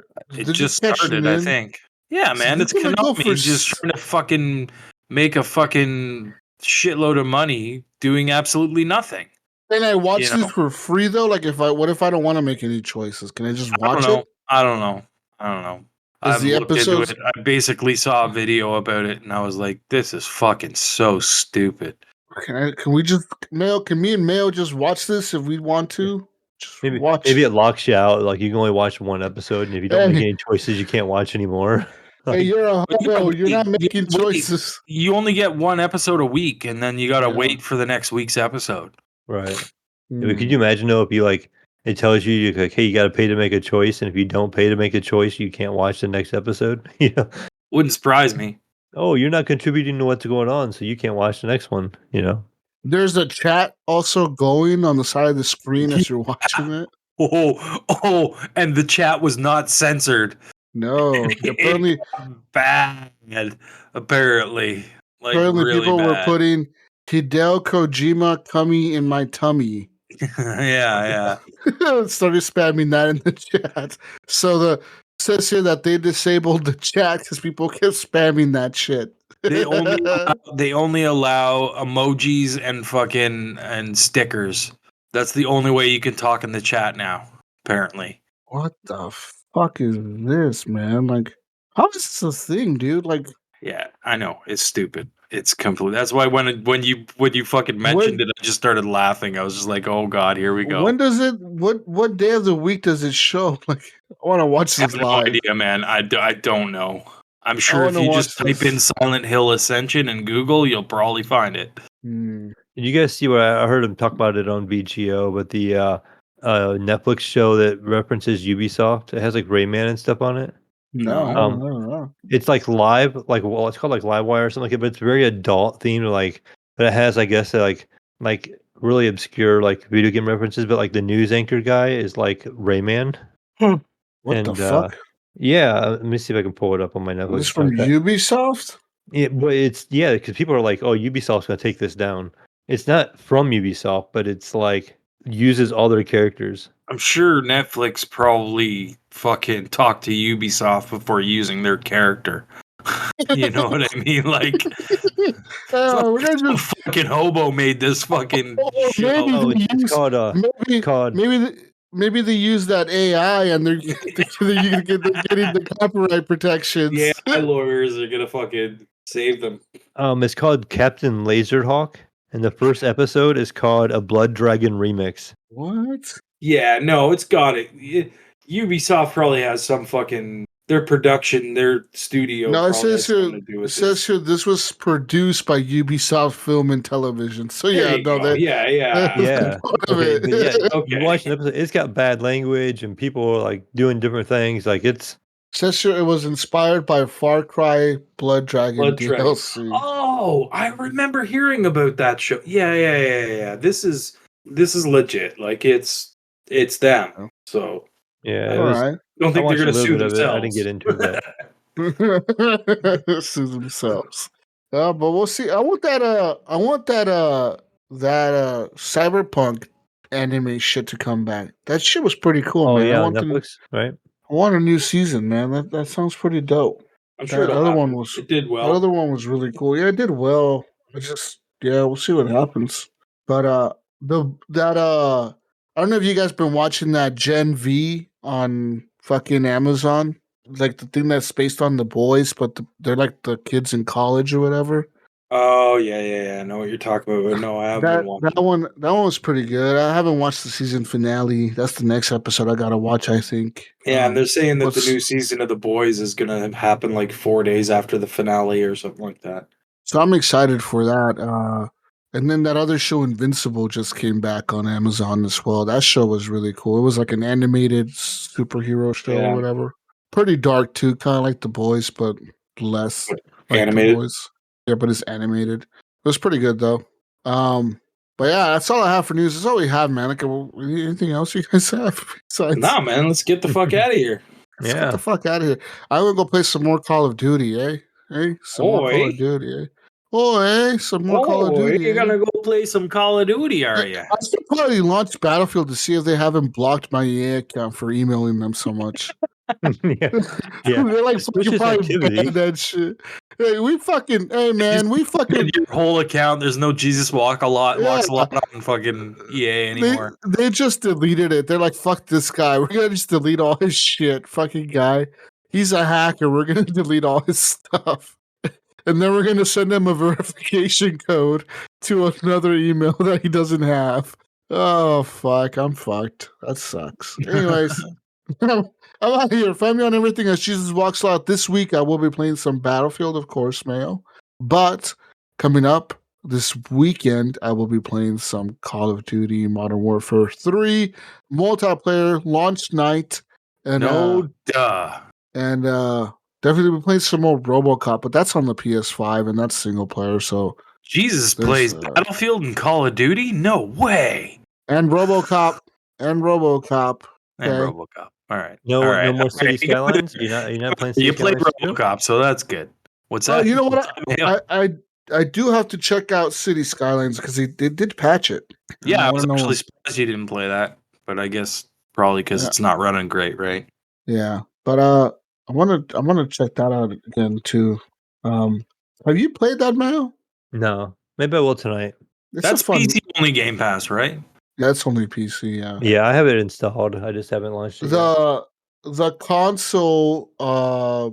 console that shit got delayed till like next year. Next because of year, yeah. performance. Like February guess or the- something like that. They even said the performance on the PC wasn't up to their standards, but they still released it because they said, "Fuck it, like we got to put something out, I guess, or whatever." You know, like Gotta make some money. they probably made a deal with Game Pass and said, "Like, fuck, we got to get this money from we got to get this fucking AI money from Microsoft." We need to get this money from Phil Spender's pocket. Phil Spender. I like that name. That's a good name for Phil. Big Phil Spender. Yeah. Now he's spending all that AI money. Fucking AI taking over everything. All right, Mel, where can we find you? You can find me pretty much on Discord. PlayStation, Xbox is the Mayo. For the most part, just hit me up on Discord. You can find me on Xbox Live, Steam, Epic, pretty much everything as Gibb8777. Oh, I'm on the Switch now. If you want my Switch code, let me know. I'll send it to you. Did you have one before? I did, but it's a new Switch, so. You made a new code? Well, yeah.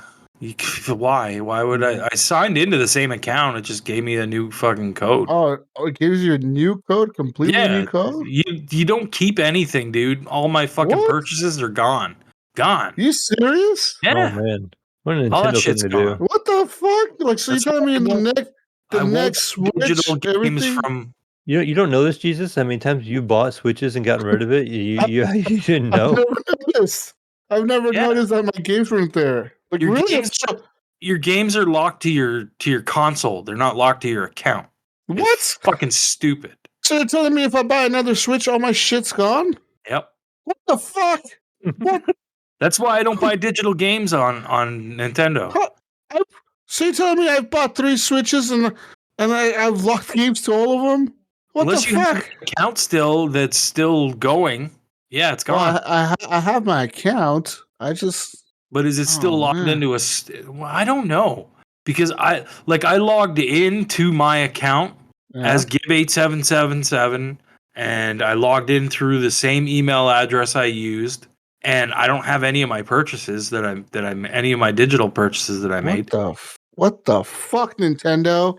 I don't even know. Like I went in because I was like, wait, maybe I'll go to the store. Is there like somewhere where you can click on like past purchases and stuff? There was fucking nothing. Maybe there's a website you can go to and see your payment history, like purchase history, like through a Nintendo site or something, like a Nintendo store online. Or is there a web page you can go to that? I don't know.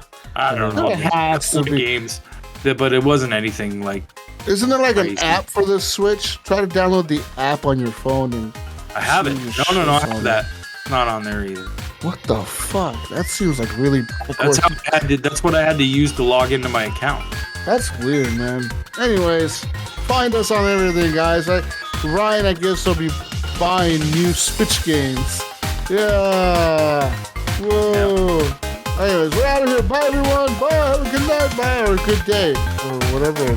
Whatever time it is. Yay. Bye. We love you.